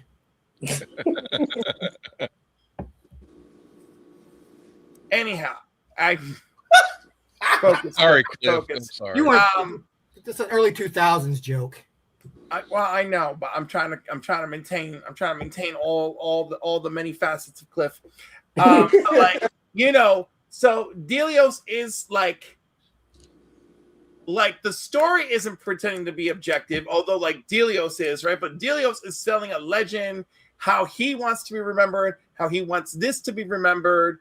He wants all the sacrifice to be meaningful. So that's really cool. Then the camera work spends an extraordinary amount of time admiring the male body. Mm-hmm. We have slow pans across shoulders. We have close-ups of abs. We have heroic poses. We got oiled, muscled, glistening, golden light. Woo! And then... I think you're moist. You can't make it me hot. If you there are many scenes in this movie where you could walk past and be like, "What are you watching?" The Spartans are absolutely being presented as peak physical ideal. Like they are great living structures. I'm just saying. We could talk about, is this about hypermasculinity or homoeroticism? Either way, the camera lovingly caresses these men. Yeah, it does. And I am not even exaggerating. Yeah. If there's any movie where you'll be like, what's some homoerotic shit? I'm like, 300, hold up. I was like, I need an example of a camera caressing men. I'm like, 300, right here, right here. Spartacus. Gay porn still aspires to do that shit. Okay. I wish they could. And then we got pacing, okay, which is great. All right, it's a 2-hour movie, which doesn't typically bother me at all, even with a slightly slower film. I've noticed that it's problematic for some people, Fable, and others. But it doesn't waste any time. We open quickly. We get Leonidas' origin. We establish the political conflict. Everything escalates quickly, and we have our encounters, right? Yeah. It's like a hot, steamy session of Dungeons and Dragons. Yeah. They get there quickly. Things escalate. Every encounter raising the stakes. Until the inevitable last stand. All these men and all their loss and everything they put onto the line. Woo! You're right. We could do a 5-hour cut of this movie. You need a towel. And then don't worry, I have one. Okay. Oh, the comments are great on this. But that said, that helps elevate this movie to being more than a collection of scenes reproduced from a comic, right? Like, because there is so much of that, but then the movie does something to bring it to life for us, you know? And also, scary side note, we know that this is basically a propaganda piece in an era where it doesn't really matter anymore, but yet it also shows us how propaganda shapes history, right? Mhm. And how the style itself incorporates into History told by the winners. storytelling, Right. Yeah. you know? And also, I forgot the cinematographer's name was something. Yeah, because it was 300,000 soldiers. It looked like a million. Right? Right. Like, when they showed them, it was like, oh, it's like a million people. The over there. cinematographer is Larry Fong. Yeah, I had that note and I can't find it for shit. So Larry Fong, great job here. Like, really just nailed it. Really captured what needs to be captured. I like how he could capture the emotional intensity, the fierce sexuality that apparently only I needed, and but also like, just like that, he could capture them like action figures when he needed to, right? And thank you, Zach. Love you. Like, I love that he could capture them like action figures, like when he needed to, and he could capture emotional intensity when he needed to, right? And there's so much in between that everyone's talked about, so I'm not gonna beat it over the head, but I think that that's really important. And these are the things that make this, I think that's made this a film that like can still be revisited today, right? I think there's enough there. Again, probably his best damn film, honestly. Yeah. A lot of people feel that way. Yeah, great stuff. I can't say much more than that. That I agree 100% with all of it. Jelani, style instruction. What do you think, brother? Best scene in this movie, period, you can fight me, is the slow motion walk of Leonidas when he is murdering, when he is absolute at his peak, when he is like Greek god moving, stabbing. It's so fluid.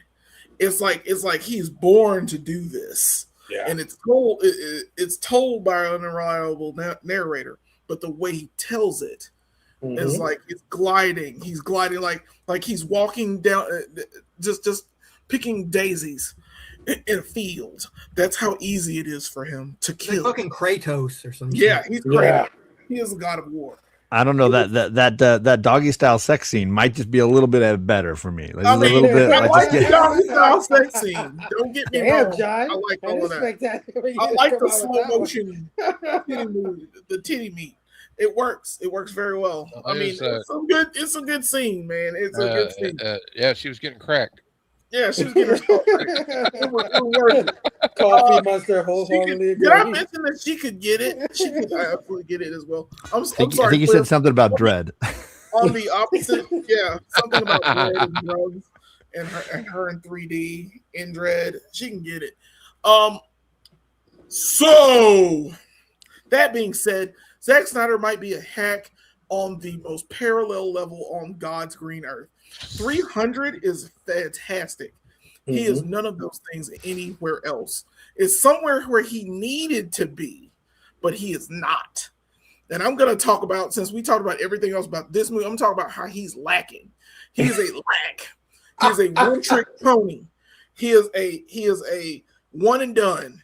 He got it done. And Watchmen's a good attempt. It looks awesome. And the whole thing, even when you see the ultimate cut with the black freighter attached and the man put everything together, I watched all of that, all 22 hours of that bad boy, and I was like, woo! That is it. That's how you tell my most favorite story of all time. And he did it really well in some aspects. but 300 does it better because it's cleaner cut.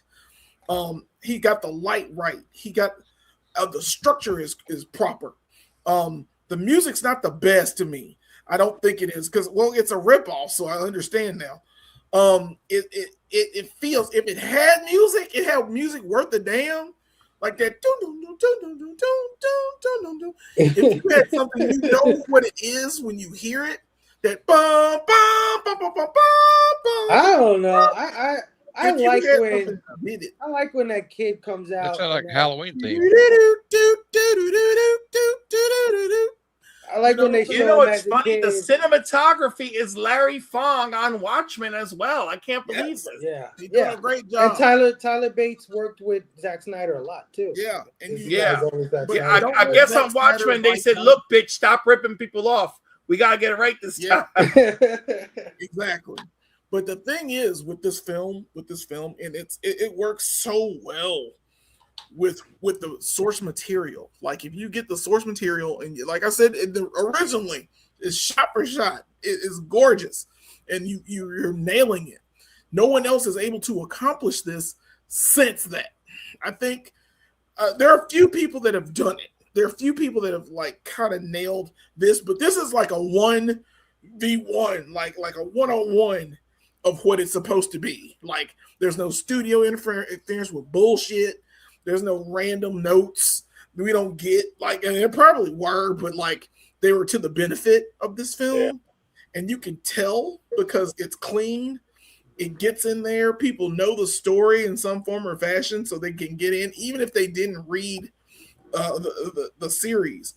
And you watch this film, you understand it. You got the cast is worth a damn. Mm-hmm. There's no fat to trim in this film. Yeah. And the fact that they do that, he does it so well, so effortlessly, not to put any extra in the fire, even giving a female character worth a damn lines worth a damn in the film without making it a big deal and an awesome sex scene. And you make the Oracle scene, that sex scene is baller. You're right, John. But the Oracle is still sexy too. Like it's sexy.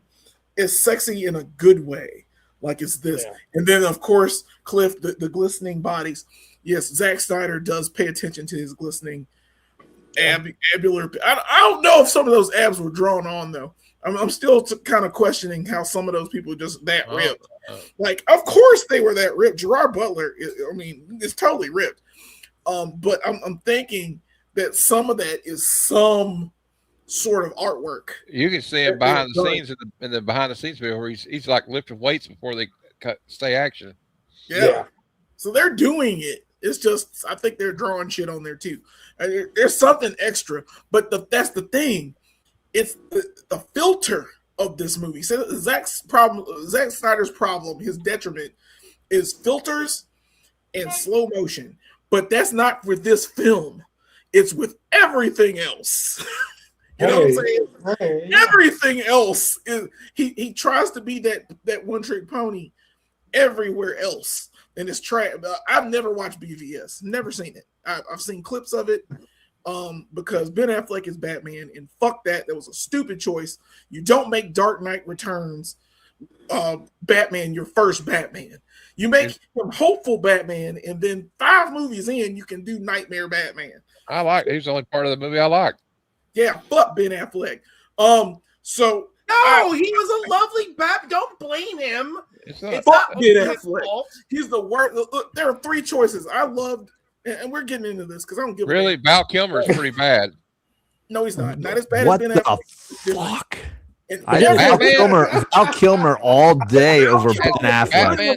All day. Okay. All day. I don't agree. I disagree with that. All right, guys. 300, anyway, 300. I'm trying to talk about Zack Snyder here, and y'all are making me bring up Ben Affleck. I don't give a damn. But what I'm trying to say is this. Don't put this on us. What I'm saying is this. The things that Zack Snyder gets right in this film, he does not get right anywhere else. And he's close to it in Watchmen. In Watchmen, he does an excellent job of slow motion storytelling. But Sucker Punch, fuck Sucker Punch. Justice League, even though it's Joss Whedon, that's a piece of trash because Zack Snyder was the first half of it. That second piece of shit, Justice League, fuck that thing because it's just that movie but longer. Yeah, bullshit. I'm going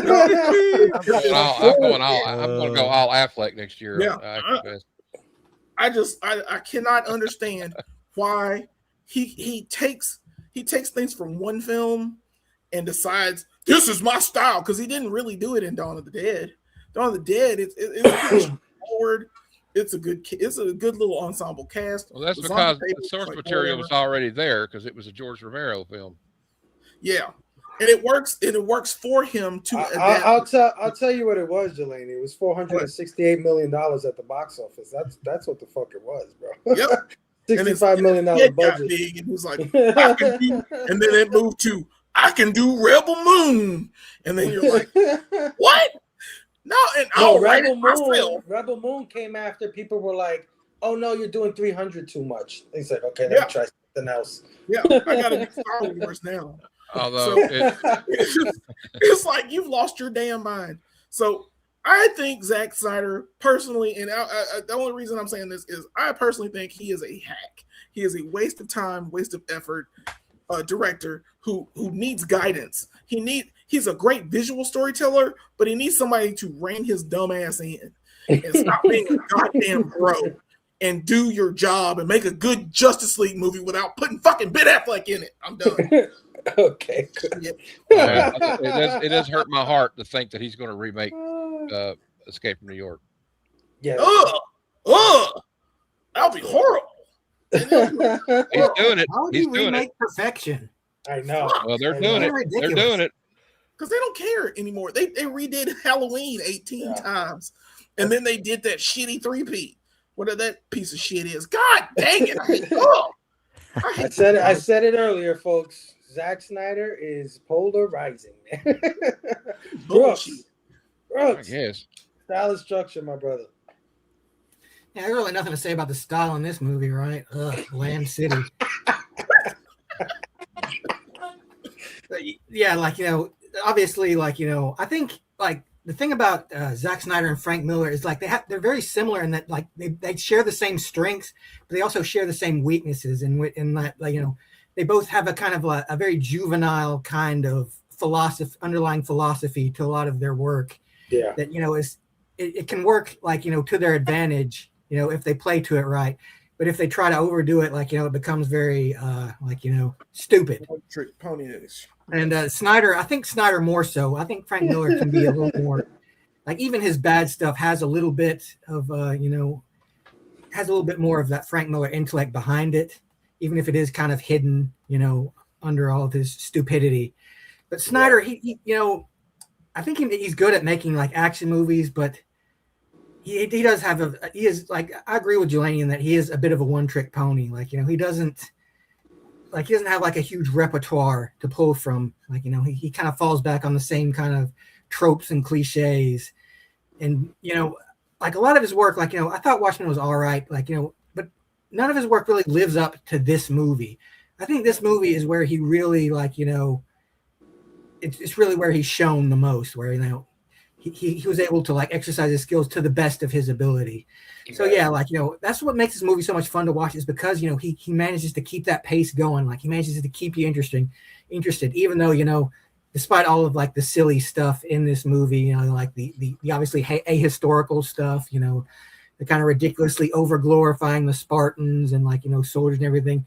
And one thing I did really love about this movie is how it kind of pokes a hole in its own premise by having the father in the beginning, this is a huge plot point, when Leonidas points out that's your son, he's like, oh yeah, I've got plenty of others, it doesn't matter if he dies, it doesn't, I don't care. And his son, at no point shows that he's hurt. He's he's proud of it.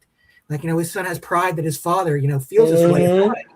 But then when it happens, when the tragedy happens, when his son dies, he breaks down and the whole stoic, tough guy act just falls apart, he's just a grieving father at the end. It doesn't matter, that his son, his name will be carried on. He has to, he sees his son.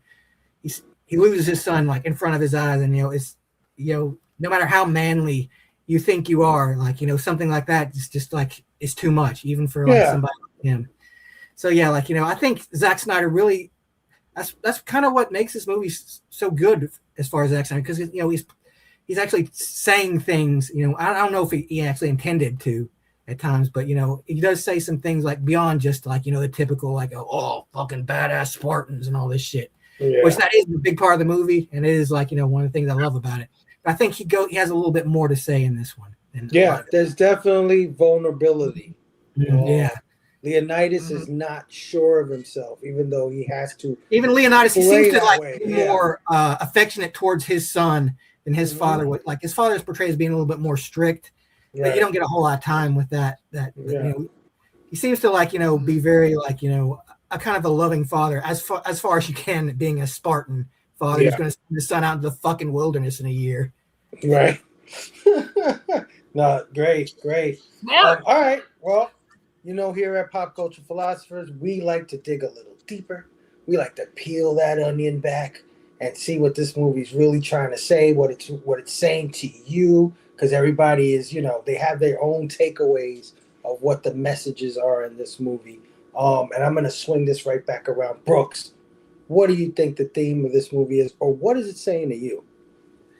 Well, I think a big kind of theme of this movie is the idea of this giant imperial machine, like the Persian Empire, the reason that that you don't care that they're being killed, and they do kind of make them a little sympathetic in certain parts. They do point out that in a way they're an army of slaves, which is not entirely true, but there is a lot of there's a lot of guys with whips and trying to push everybody forward, but it's like the idea of empires can only go so far.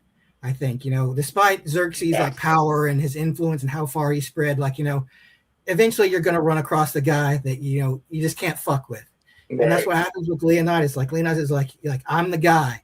He's I'm gonna stand here and you ain't fucking getting past me until I'm dead. And when you do manage to kill me, by that time the rest of my boys will be here, and then it's over. It's just this idea is it's worth fighting, to save your civilization, your values are worth fighting for. And no matter how hopeless it seems, you can do it if you believe, if you have true conviction, and the people around you have that true conviction as well. Leonidas is meant to inspire. The whole reason he goes, he's he knows after he leaves his wife, he's that's the last time I'm going to see my wife.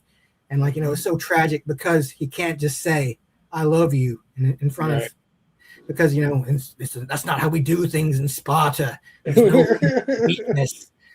Yeah, and it's it's tragic, but at the same time, that's what what makes him so inspiring is that he's willing to make that sacrifice. He's willing to leave things unsaid, and the fact that he knows his wife. He doesn't have to tell her. She knows in her heart. She grew up there too. She knows what's up. Yeah, she's a Spartan woman. She knows the deal. She knows what she signed up for. Right. And it's the idea it's worth fighting for. You're even despite how how stacked the odds might be against you. If you're fighting against something that goes against your core beliefs, then it's worth fighting for no matter what happens. And in the end, these kind of monsters, they always fade away eventually. All the empires, they will all eventually go away. And I think a better world will take their place. Yeah, I love that. I totally think that's at the core of this movie, is fighting for your way of life and against all odds. Fuck it all. I think that's definitely a part of this movie. Jelani, what is this movie trying to say, or what is it saying to you? I'm going to pick it back a little bit off of Brooks, and I'm also going to say one of the lamest quotes I've ever said. Teamwork makes the dream work. Because it's so simple. You have to fight as a team. You have to fight as a group to get something accomplished. And these gentlemen do something that is spoken of thousands of years later because of how cool they were and what their team was. they're throwing kids out to the wolves at fucking 7 years old. And they're throwing babies off of cliffs because the babies don't look the right. baby's toe is a little bit too small. Yeah, the baby's too small. You're dead. Your family, it's like eugenics to the like nth level. Like it's survival of the fittest. It's like only the fit survive. And the fact that all of these gentlemen survived enough to create an army to push back millions of these racist, dirty, freaking evil other, they had to shut them down. And they had to go because their kind can't take our kind. God dang it!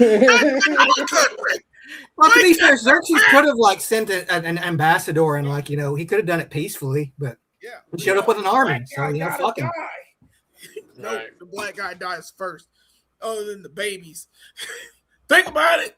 It's racism. Racism. I don't care. I don't give a damn. This movie gets a pass because it's that damn good, and you have to work together to achieve your goals. And if you don't do that, you're gonna fucking fail. Like one weak link destroys it all. And the principle behind the phalanx. That's why the Romans stole it from them. Yep. Yeah. Like, that's how it works. The Romans, they have the like you have an army, like use them to the best of their ability, Yep. Yeah. You got to do it, and it's very, it's apropos to our situation right now. Like if we don't work together and get that motherfucker out, we can't do anything better with our lives. That motherfucker got to go. I don't give a damn what you think. Like, I noticed there is like a lot of kind of parallels between Xerxes and our current president in a way. Like the need to be like constantly praised and deified and everything, Yeah. Like there's always a few like parallels. I'm spicy. I like the spice up our chats. Good times, but yeah. If that fucker don't go, we gotta do something about it. And teamwork makes the dream work, and that's all I got. I love it. It definitely is a story of camaraderie, of brothers in arms, of a nation, small nation coming together to try to ward off this impending doom. And even if you look at on the other side, I mean, the Persians were a combination of many nations coming together to conquer the entire world, and they were achieving their goals, right? They were doing what they were doing when they all came as one force. So yeah, agree, 100%. That's definitely an element in this movie. Cliff, what is this movie saying to you, or what's the theme of this movie? There are many themes in this movie. What makes a hero? When sacrifice is more important than victory. How our legends shape history. How and can propaganda reveal deeper truths, right? There's all this stuff is happening in this movie. Legends shaping history is wild because we're a damn mess. We're a mess. I would like to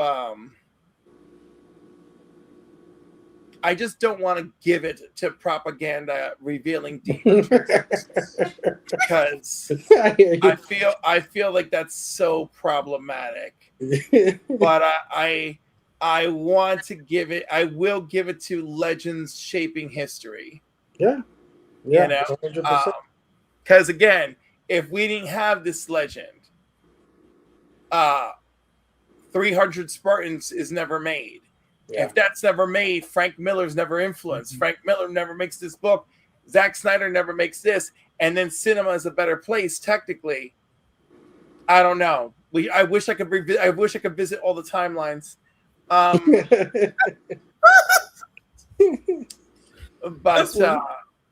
and then listen, and even with that, I don't feel like everything the man does is a mistake. I do. So, yes, I know. It's been very clear, and thank you. I had to go into a meditative trance and find higher level Cliff to get to this part of the evening. So it's fine. This is I've channeled level 12 Cliff. Level 12. It's not quite level 12 cliff is not Zernar Batman level cliff. If I ever have to go to Zernar mode, forget it. Like forget it. It's over. Like no one's gonna save me from that. You know, I will be Leonidas just walking around, just like just taking people out. Oh shit. So yeah, that's it. Yeah, no, 100%, man. Like, it's definitely true. Like, I mean, where we are, our country, it's a built on legends, built on stories, built on these things that we don't know if they happen, they didn't happen, right? There's truth here, mixed with lies here. You know, there's a movie. Abraham Lincoln never told a lie. Bullshit. Yeah, well, you know there's what a I'm movie. Like, There's a movie called The Man That Shot Liberty Valance, starring John Wayne, Lee Marvin, and Jimmy Stewart. And there's a quote in it. Yeah, and there's a quote in it because Jimmy Stewart is credited with killing this bad guy played by Lee Marvin, Liberty Valance, but John Wayne actually shot him, but he didn't tell nobody. Spoiler. Well, sorry, it's like 60 years old. If you haven't watched about Al, way more than that, but yeah. All right. Anyway, it's really old. But anyway, like he comes out and finds out later because he's running for governor, Jimmy Stewart, and the reporter finds out. He tells the reporter, "I didn't shoot him. It was John Wayne." Fuck Jimmy Stewart. And the reporter says, he says, "But you're not going to write about it?" He said, "No, I'm not going to because when you get the truth of the legend, always print the legend." That's yeah, 100%. Yeah, Jay. Jelani had to go on a Zack Snyder rant, so extended the show a little bit. And a Ben Affleck rant too. I don't think that's accurate. I think Jelani owns just as much of this time as any of the rest of us on this panel, and I'm gonna cut everybody off and jump right into my section here because Brooks. Shout out to Brooks. He really opened my eyes to a couple of cool thematic elements here that might either, make this a movie you appreciate more or make you a movie that maybe you appreciate less because of how, you have these elements of propaganda, right? And then you have these elements of like the Spartans are like screwing up and they're making mistakes, but we're not really seeing it because of how glorified the propaganda is here, right? How beautified they look when they're screwing up and when they're making mistakes, like what they do to that poor Feltes guy who they basically cast away and turns around to basically stab them in the back. I think there's a lot of subtext here that you could look at where ultimately the film is critical of the Spartans as much as it is glorifying them. The problem is that's just on the text and the subtext. When the movie looks as fucking gorgeous as this looks, you instantly throw all that subtext out the window, and you're like, right. It's like watching the Wolf of Wall Street and being, it's like watching the Wolf of Wall Street and being like, but that guy's boat is huge. Everybody's bad guy. I want to bang Margot Robbie. I'd rather fuck over the whole United States to bang Margot Robbie. It's worth it. Like, I think it's easy to take the wrong message away from this movie because of how it looks. And I think that's either the movie's greatest success or its greatest failure is this mixed message that you're getting from both the text, the subtext, and the visuals. Yeah, that's great. Yeah, 100%. I agree with you. You can definitely get sucked into the heat of it all and automatically be like, I want to be a Spartan. But then you're like, and then like instantly, like all of us, you're like, yeah, but they'd throw me out in the winter. Yeah, we'd be on the skull, bro. I wouldn't make it. There's no way I'd make it. We'd all be dead. Yeah. Oh no, that's awesome. Matt, what do you think this movie's trying to say? Well, like Brooks was saying, it's kind of like it's also about brotherhood, though. If you look at it from like a soldier's point of view. Yeah. Also, they had no illusion that they were going to win this battle. They knew they weren't going to win. And it's the fact that, like, even though they knew that, they went anyway. And I'm not trying to make them more heroic than they are. I'm just saying, like, it's kind of like in D-Day when them guys got up.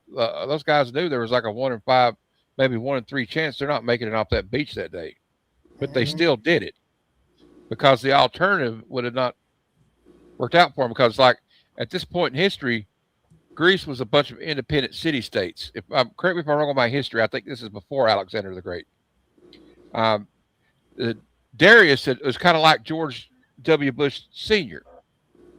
Invading, he went into Iraq, didn't finish the job, so his son, in this case, Xerxes, George W. Bush, came back to try to finish the job. But maybe that's a weird analogy, but what I'm saying is like they were threatened by this. Like I'm not saying that the Persians were completely bad guys, but they were very much imperialists. They were trying to conquer as much known of the world as they could at the time. But we're getting the propaganda end of that though in this one, obviously, because I'm not saying the Greeks were angels, but like they were just independent states, and like I said, they had no illusion they were going to make it back. He knew he was never going to see his wife again. They all knew they weren't going to make it back, and they were just trying to slow down. They were just trying to slow down the Persian army to try to rally Athens and all these other city-states together to fight. They knew that this would, but he's also trying to instigate a fight by going in there because his government and the oracles didn't want him to go, right? Right. Those goes in red wizard fucks. Like, yeah, well, they were creepy old men, and that's the kind of what those guys were. That was just an excuse for them to get like good-looking women half naked on drugs. That's all they were doing there. Like the one thing that I fault Leonidas for is that he didn't like lead a band of Spartans to fucking like go up that mountain and slaughter all of those worthless parasites before he went to fight the Persians. Yeah, like, those fuckers are worthless. Why don't you kill them? Climbing. Yeah, well, like there's also a lot of intrigue going on. Well, it only takes 10 Spartans to kill all of them. Well, like their traditions, I guess. But you got to remember, Brooks. You got to remember that politics. is no. That's Homeboy's version of what they are.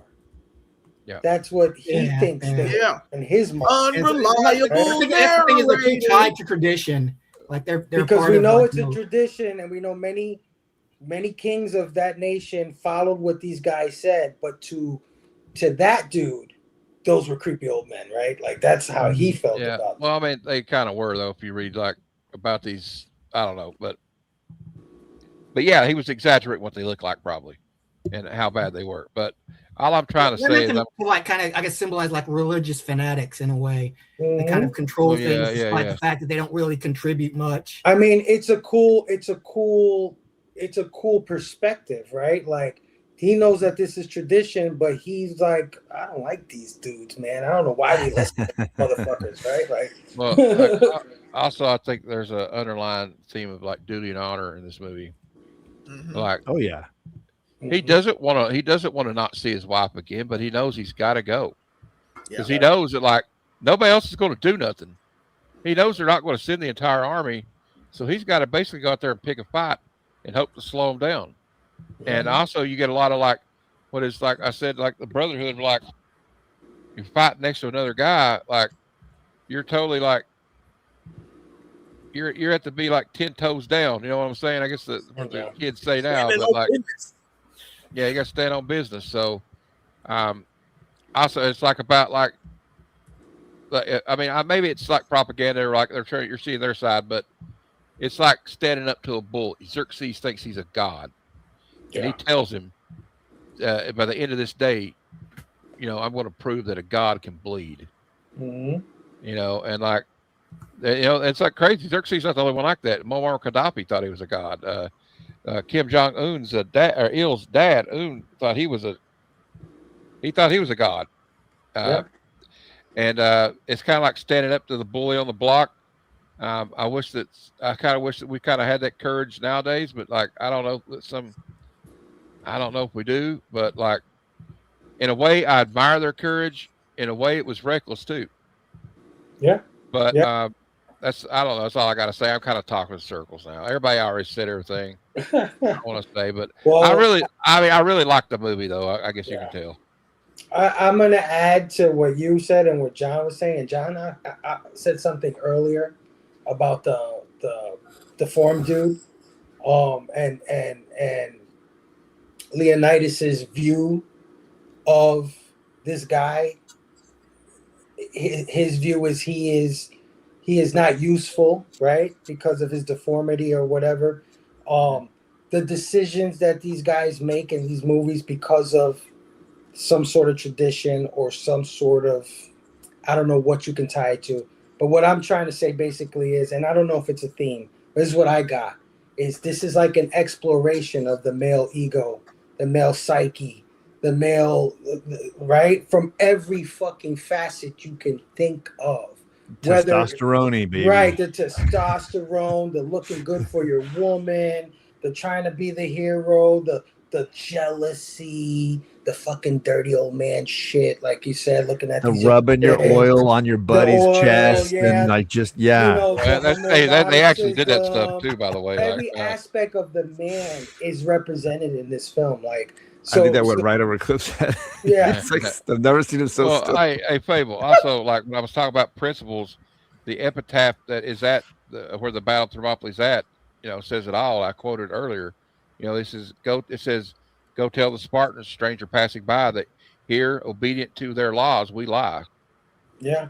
Or to our laws, we lie." So A they Spartan law. I just think it's a representation of all the facets of what a man is and what he could be, what we go through. You guys touched on it earlier when Homeboy was like, "Yeah, we're Spartans. We don't cry. We don't do nothing." He loses his son. He's like, "This is all bullshit. I'm crying. Fuck that. I don't care. Right. I'm feeling it right now, and I don't care what any of you guys think of me." Like, you know what I'm saying? This is It's all the contradictions, right? Yeah, or what we aspire to be versus what we really are, kind of thing. The mental games we play with ourselves just to get by or do things or look good for certain groups. You know what I mean? Hold it inside. It's not masculine to cry. You know what I mean? It's just a bunch of shit. Like, that's what I was getting when I was watching this shit. It's like, what Cliff was saying, just the male body, like that too. That's an aspect of it. Like the way we would all love to look like that. Like all of us, really. I don't know anybody. Wait. You guys don't? You guys don't look like some that? fucking pecs and some fucking 27-inch arms and shit. Like Every day. You know what I'm saying? the AI version of me looks like that. I mean, I know I've tried. I know I've done a few push-ups in my life thinking, yeah, I'm gonna get this shit going, man. And never quite worked out, but God bless the guys that do have it. But yeah, I that's what I get. I don't know if that's a thing, but I think it's definitely exploring that. I don't know if that's coming from Frank Miller or that's coming from Zack Snyder, but it's definitely an element to me. Maybe both. Yeah, maybe a combination of both. All right. Let's put a number on this thing. Let's rate this bad boy and get the hell up out of here. On a scale of 1 to 5, and everybody in the chat. First of all, our chat has been fucking phenomenal. We had so many people visit us tonight and leave comments and just fantastic. But yeah, everybody in the chat, everybody in the panel, what is your rating? I will start with Matt, from 1 to 5 backlogs. What are you giving? 300. When I'm rating a movie, I think about rewatchability for one thing. And I could watch this movie.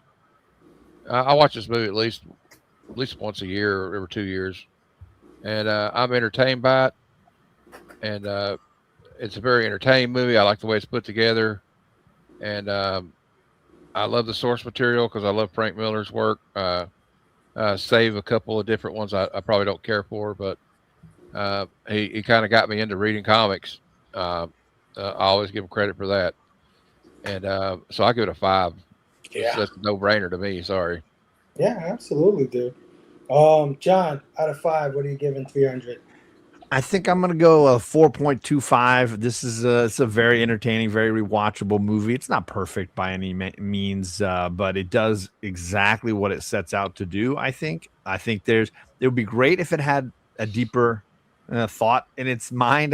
But I think if you're making a movie about men and what it is to be a man, how many deeper layers do we have? Like, let's just be fair. I think I think it's fair that it would be, only a certain level deep, right? Right. It works. But when it's working, it excels, right? And this cast elevates everything. And some of those unbelievable, you wish you had a comeback line like Fassbender drops every 5 minutes in this movie. Like Yeah, exactly. you wish somebody would step to you and you'd be able to say something just as stone cold as he drops in this movie. So yeah, absolutely a banger of an acting force here. 45. Sure. Okay. That's a solid ass score. Hell yeah. Ron, I'm just glad you're here, brother. Don't worry about it, man. You could annoy us next time. Join us for the next one. Push-ups and abs. That was about 10 years ago now. Cliff, out of 5, what are you giving 300? Well, the movie is still visually distinctive. It's a war story. It delivers incredible action. Yeah. The characters are memorable. That's a big one. And also just out of my personal satisfaction and, because I'm not new to this, I'm going to give it a 4.69, you dig? Yes. Let's go. All right. Jelani, out of 5, what do you give it 300? This is certainly Zack Snyder's best film. Right under that is Watchmen. He nails this. This is where he's meant to be. He just needs a writer. He needs writers, and he needs someone to be like, bruh, sit down, bruh. You can't slow-mo everything. You got to do this, and if you do slow-mo, you got to make it cool at least once and not 57 times in your film. Is that all right, bruh? Stop using stupid cameras in your stupid fucking zombie movie. I hated that movie all my heart. I hate that movie because he tried to use different shit. This, he's perfect, and he's got a cinematographer that's working for him. This is an iconic film because if you say this is Sparta and spit in his face while you're kicking someone in the well, everybody knows what that movie is. Right. You know what I'm saying? It put Gerard Butler on the map for a little bit. He's doing Greenland now, which kind of sucks. But it's life. It made it cool to be a dude in this film. It is hyper yet toxic masculinity all mixed together in a beautiful, beautiful salad of warm things that talk about. I'm not. Don't worry, Cliff. Calm down. It's a beautiful thing. This film is beautiful, and I'm going to give it 5. It's worth it. I should take points away from the music, which is forgettable as fuck to me. But other than that, this film, it's iconic. I can't say that it's not. Yeah, 100%, dude. Brooks, out of 5, what are you giving 300? Yeah, like I said, when I put my DVD in and it didn't play, at first I was like, it sucks, but it's 300. I'll probably give it like a 4, 4.5. But no, after renting it and rewatching it, I'm like, God damn it, I need this fucking movie. So yeah, I'll give it a 5 as well. Like, the fact that it's still, like, it still hits me the way it did back then, even despite, like, I know how silly a lot of it is, but it's just so much fun. Like, it's like one of my favorite action movies of all time. And like, if I ever find a Blu-ray and like laying around somewhere, I have to pick that son of a bitch up because, like, this is one that I think I need in my life. Oh, get the Blu-ray! I love the Blu-ray. Yeah. Like, if I'm gonna get it again, I'm gonna go up. I'm gonna go up a notch with it. Oh yeah. All right, so for me, I can't find a flaw in this movie. I think this movie is perfect. I can't find a flaw, Cliff. Can't. I mean, like, there are flaws to be found, but it's very good at what it does. If there's a flaw there, it goes right over my fucking head for the 2 hours I was watching it. I was like, this shit looks cool. I'm fucking enthralled. The acting's great. The fucking bodies look awesome. Everybody's beautiful. The effects are fantastic. And Jelani, I don't agree. I think the music is spot on.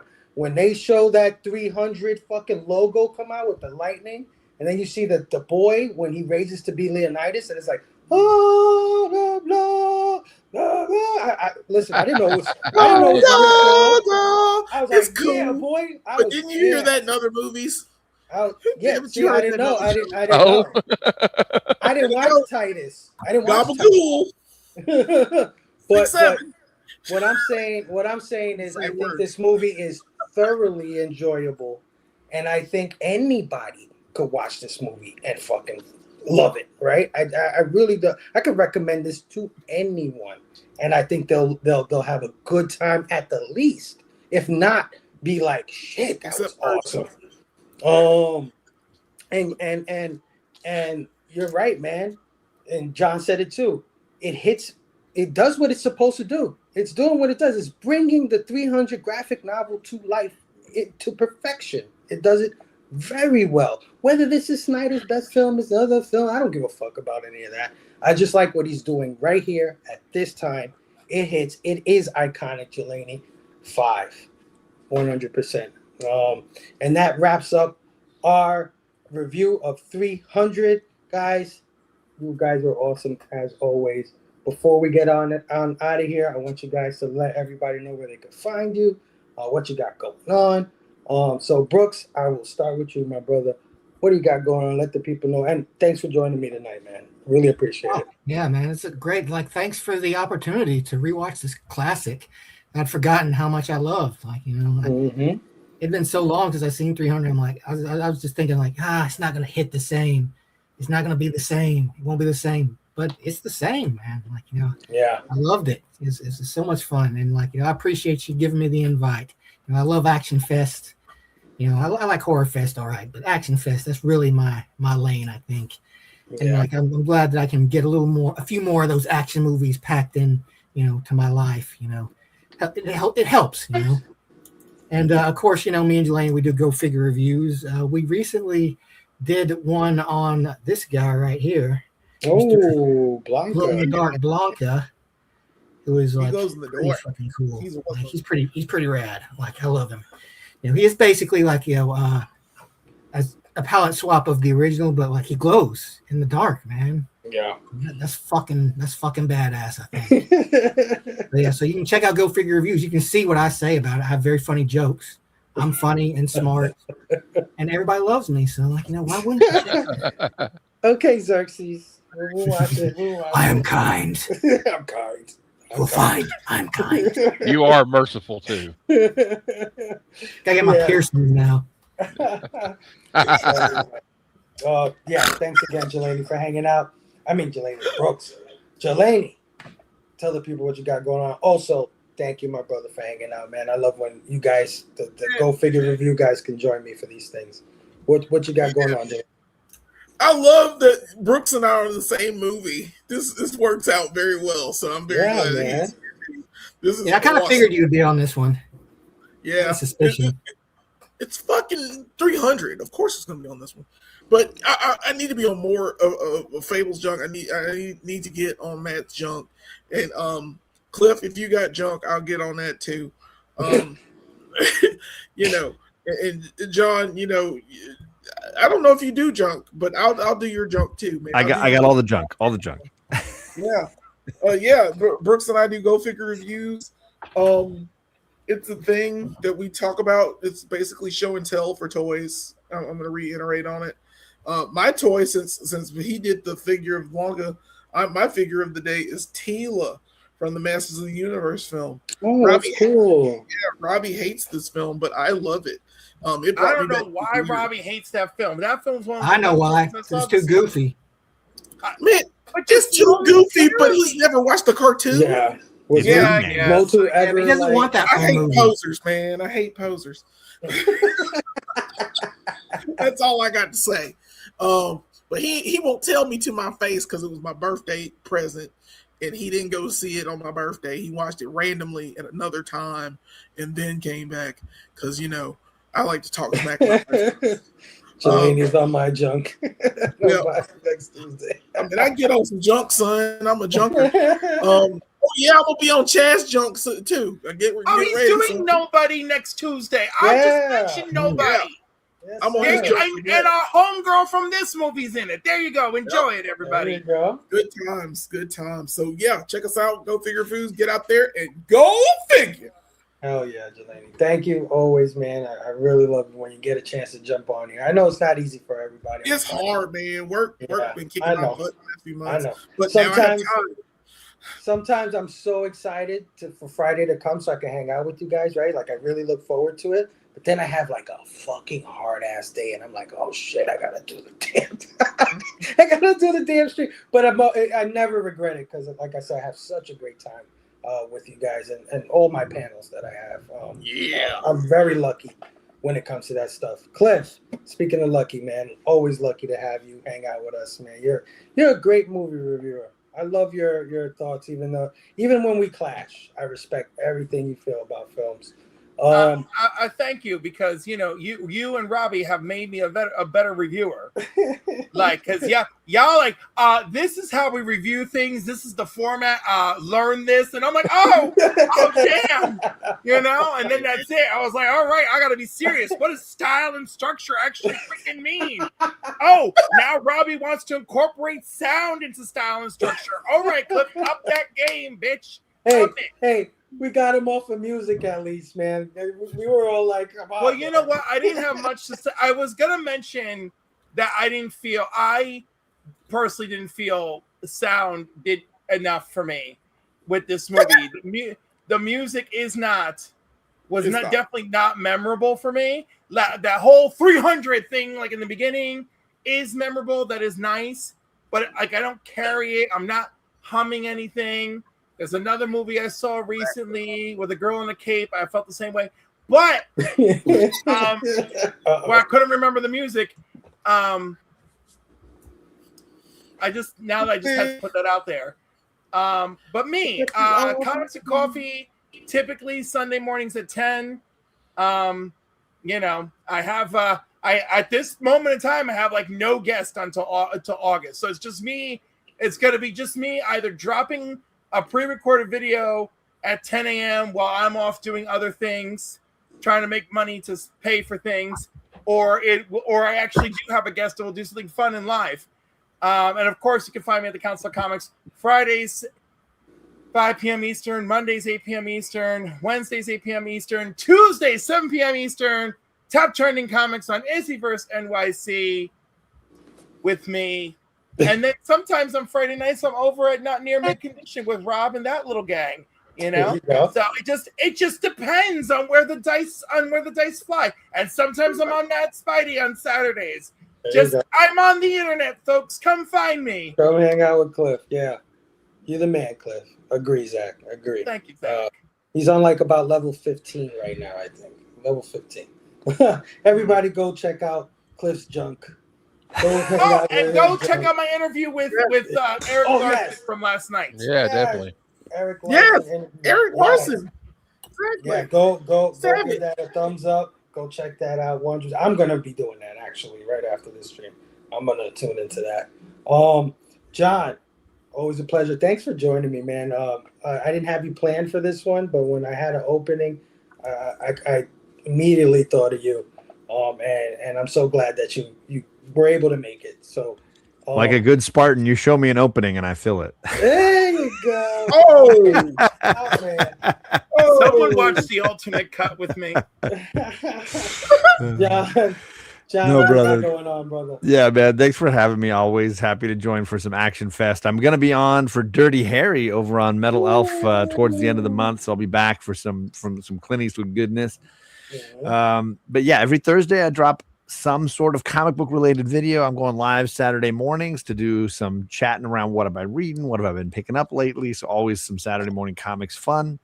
Sunday nights we got D&D with the comic book community. So I'm the dungeon master right now. So we're doing the keys from the Golden Vault quest line. And then usually a few times in the week I'll go live. Last week I was talking Birds of Prey over on my man JP Comics YouTube channel. So we were talking Birds of Prey. So yeah, always something new that we're reading and discussing. Oh yeah, everybody go check out John's junk. It's fucking phenomenal junk. You all love it. You got me on a thing, Jelani. I'm gonna just start doing that for everybody. I know.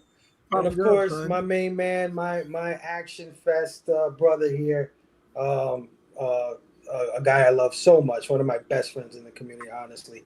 Matt, let the people know what you got going on, where they can find you. As usual, Heroes for Hire Comic Club. We have a lot going on.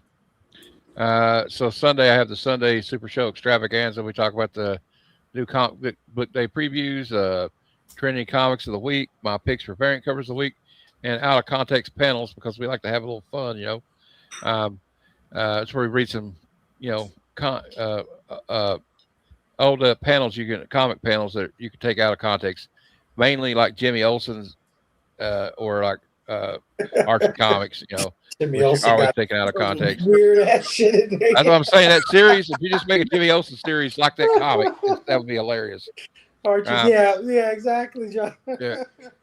But then then Monday I'll be on Pop Culture Philosophers reviewing Death Warrant starring Jean-Claude Van Damme. Yeah, let's The go. Muscles from Brussels, right? Then I'm Tuesday at 8 p.m. I'm Eastern. I'm interviewing Barbarian Kung Fu for Comic Conversations. Yeah. And so that should be fun. And Wednesday on Action Fest continues on my channel, and we'll be reviewing Red Dawn, starring one of my favorite actors of all time, Patrick Swayze. And I do have a spot open if anybody would like to be on there. Let's go. And I have a spot open for Iron Eagle too. I'll just throw that out there. Oh yeah. But Anyway, so also besides live streams, I do like pre-recorded videos. I just did one about the new Gambit miniseries coming out, written by Chris Claremont. It came out today, so nice. Check that out. Which I was excited to see Chris Claremont returning to write some X-Men stuff. Yeah. And I just had a retrospective video come out about Uncanny Avengers #1 by Rick Remender and the late great John Cassidy. So check that out if you don't mind. And I have a review coming out Monday also at 4 p.m. where I review this new Blood of the Wolfman written by Joshua Williamson. Let's go. So find out. I'm not going to tell you if it's good or bad right now. I'm just going to say check out and see what I think of it Monday. And also Wednesday, I have another comic book retrospective video coming out, and it's going. I'm going to be doing a retrospective on the original 1984 Teenage Mutant Ninja Turtles #1. Yeah. And so I've been wanting to do that for a while because I always loved the old Eastman and Laird stuff. And I think I have a preview coming out, and hell, I can't remember what it's about. But I got so much going on. I don't know. What is it? Okay, I can't remember what it is. I just recorded it today. Oh, it don't matter. It's coming out 4:00 on Friday, so just check it out, and then you'll see me on every other person's stream. So yeah, definitely. Everybody, go check out my brother Matt. Man, go sub up, become a member of his channel. He's got a lot of stuff, man. You won't be disappointed being a member of that channel.